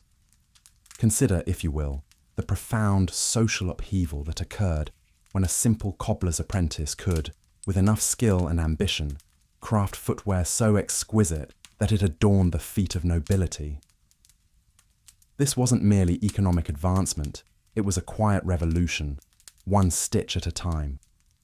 The medieval world, so rigidly stratified, so carefully ordered, found itself subtly transformed by the democratizing power of exceptional craftsmanship. In the workshops of London, Paris, and Florence, master shoemakers became inadvertent revolutionaries. They created objects of such beauty and complexity that traditional social boundaries began to blur. A merchant's daughter, wearing shoes crafted with the same skill as those worn by a duchess, could walk with newfound confidence through market squares and cathedral courtyards. Her footsteps carried more than just her physical form, they carried the seeds of social change. The guild systems that governed shoemaking became training grounds for social mobility. Young apprentices, born to families of modest means, could dedicate themselves to their craft with the knowledge that exceptional skill might elevate not just their station, but their entire lineage. These guilds developed their own hierarchies, their own systems of advancement, their own forms of respect and recognition that operated parallel to, and sometimes in defiance of, traditional feudal structures. Women, too, found unexpected avenues for influence through footwear. In a world where their options for self-expression and economic independence were severely limited, shoes offered a unique opportunity. The most skilled female embroiderers and decorators could command significant fees for their work on noble footwear. Some even established their own workshops, becoming respected artisans in their own right. The delicate beadwork on a lady's slipper might represent not just beauty, but the economic independence of the woman who created it. The social gatherings of the medieval world, feast days, markets, religious celebrations, became informal fashion shows where footwear spoke volumes about social aspirations and achievements. A young merchant might spend months saving for a pair of shoes that would announce his growing prosperity. A craftsman's wife might wear her finest slippers to church, not from vanity, but as a quiet declaration of her family's rising status. Even the regulation of footwear became a form of social negotiation. When authorities attempted to restrict certain styles to specific classes, they often found themselves engaged in a complex dance of enforcement and resistance. People found creative ways to honor the letter of sumptuary laws while challenging their spirit. A commoner might wear shoes of the prescribed simple leather, but have them crafted with such exquisite proportions and finish that they rivaled any noble's footwear in elegance. The international trade in luxury footwear materials created networks of social connection that transcended traditional boundaries. A cobbler in medieval York might work with silks from Constantinople, leather from Cordoba, and buckles from Venice. These global connections brought not just materials, but ideas, techniques, and perspectives that enriched local communities and broadened social horizons.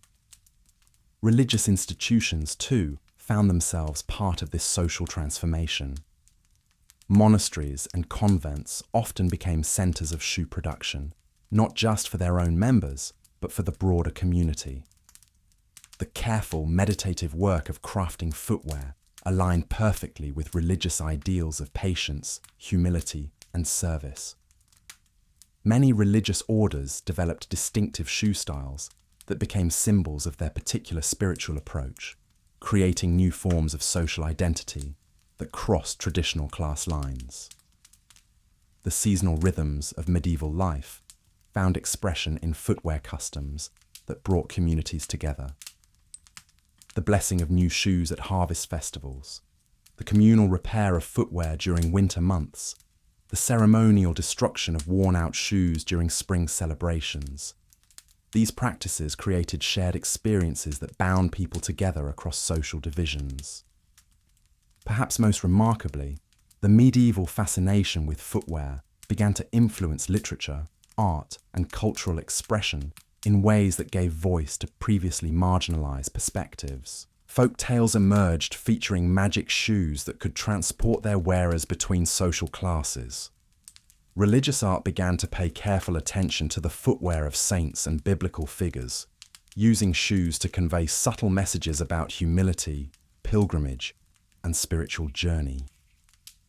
The dance crazes that swept through medieval Europe, many inspired by the specific movements that elaborate footwear made possible, created new forms of social interaction. In the swirling steps of courtly dances, commoners and nobles might find themselves moving to the same rhythms, their feet speaking a common language of grace and movement that transcended the usual barriers of rank and privilege. As we approach the end of our medieval period, we can see how these social transformations through footwear laid the groundwork for even greater changes to come. The confidence gained by skilled artisans, the networks created by international trade, the new forms of identity and expression pioneered through shoe fashion, all of these would contribute to the broader social upheavals of the Renaissance and beyond. The medieval world's relationship with footwear reveals something profound about human nature itself. Our irrepressible desire to express our individuality, to reach beyond the circumstances of our birth, to find beauty and meaning in the most practical aspects of daily life.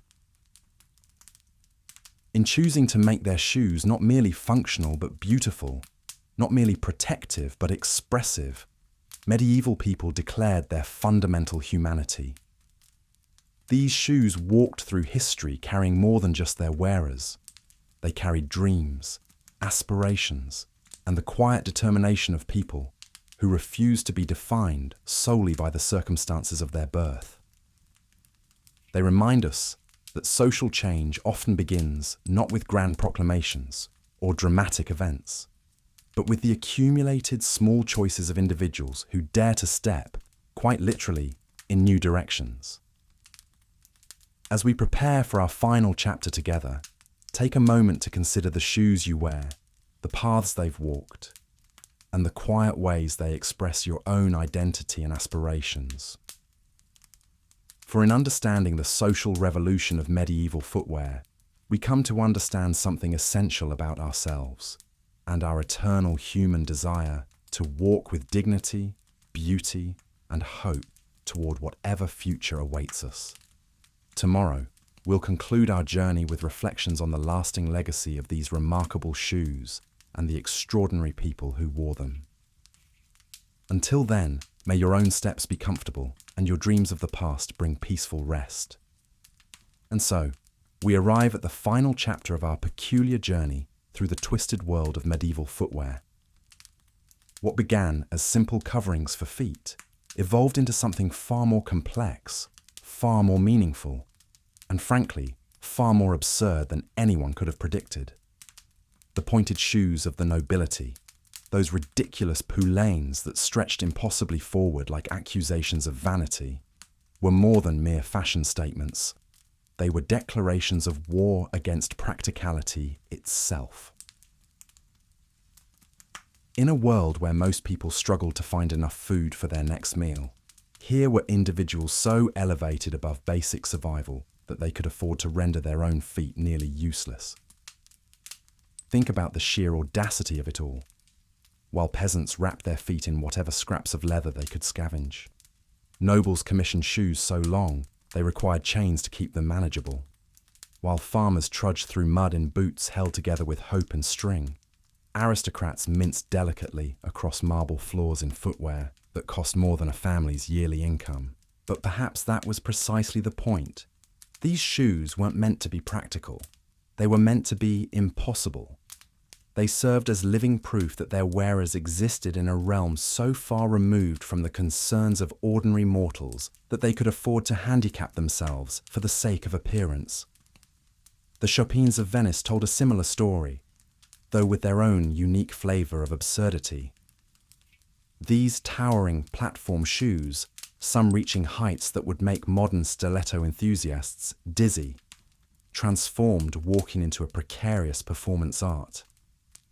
Every step required careful calculation. Every movement demanded assistance. Yet women of status embraced them eagerly, trading mobility for the intoxicating drug of elevation. In many ways, these extreme shoes served as the perfect metaphor for medieval society itself. Just as the shoes lifted their wearers physically above the common ground, social hierarchy lifted certain individuals above the common concerns of humanity. The higher you rose, the more divorced you became from practical reality, the more elevated your status, the more ridiculous your shoes could be. But there's something deeply human about this impulse, isn't there?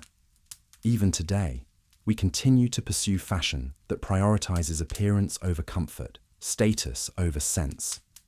We may not wear poulaines that require servants to carry the tips, but we still squeeze our feet into shoes that pinch and bind, in service of an aesthetic ideal. The medieval obsession with pointed shoes and towering platforms reveals something fundamental about human nature. We are creatures who will endure remarkable discomfort, even genuine suffering, for the sake of signaling our place in the social order. We will literally hobble ourselves if it means appearing superior to our neighbors.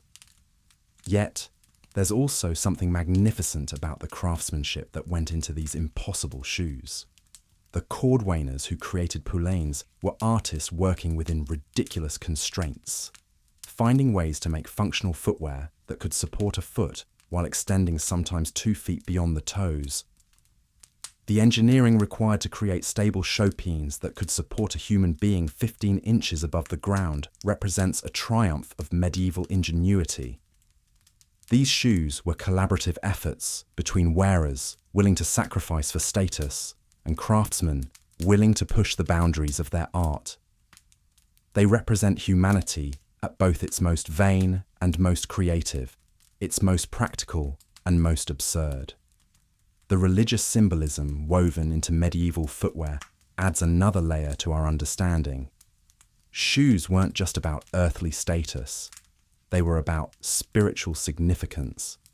The materials, colors, and decorations chosen for footwear could communicate one's relationship with the divine, one's place in the cosmic order. Even something as seemingly mundane as a shoe could become a canvas for expressing one's deepest beliefs about the nature of existence itself. Perhaps most remarkably, these elaborate shoes served as vehicles for social mobility in a world where such movement was theoretically impossible. A merchant who could afford fashionable footwear could signal aspirations beyond his birth station.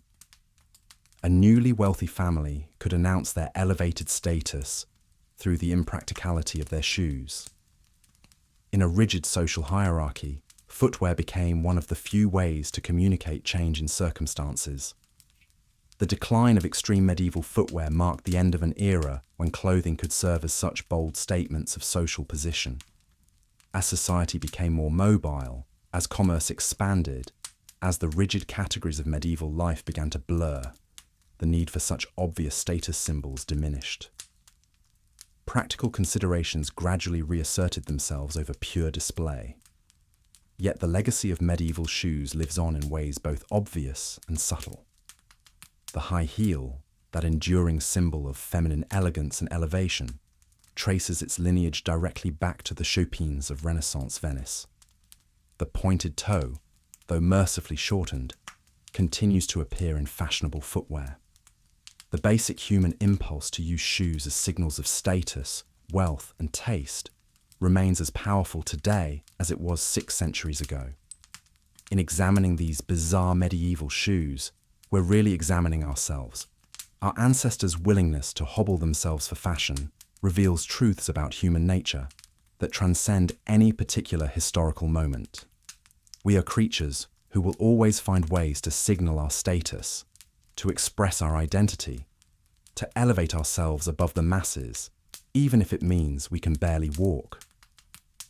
The medieval shoemaker, crafting impossible footwear for demanding clients, was engaged in the same essential human drama that continues today. The tension between practicality and beauty, between comfort and status, between individual expression and social expectation, plays out in every shoe store, on every red carpet, in every fashion magazine. So the next time you slip on a pair of impractical shoes, take a moment to appreciate your connection to this long tradition of beautiful absurdity. You're participating in a ritual of self-expression and social signaling that stretches back centuries, connecting you to medieval nobles who chose elevation over stability, appearance over comfort, status over sense.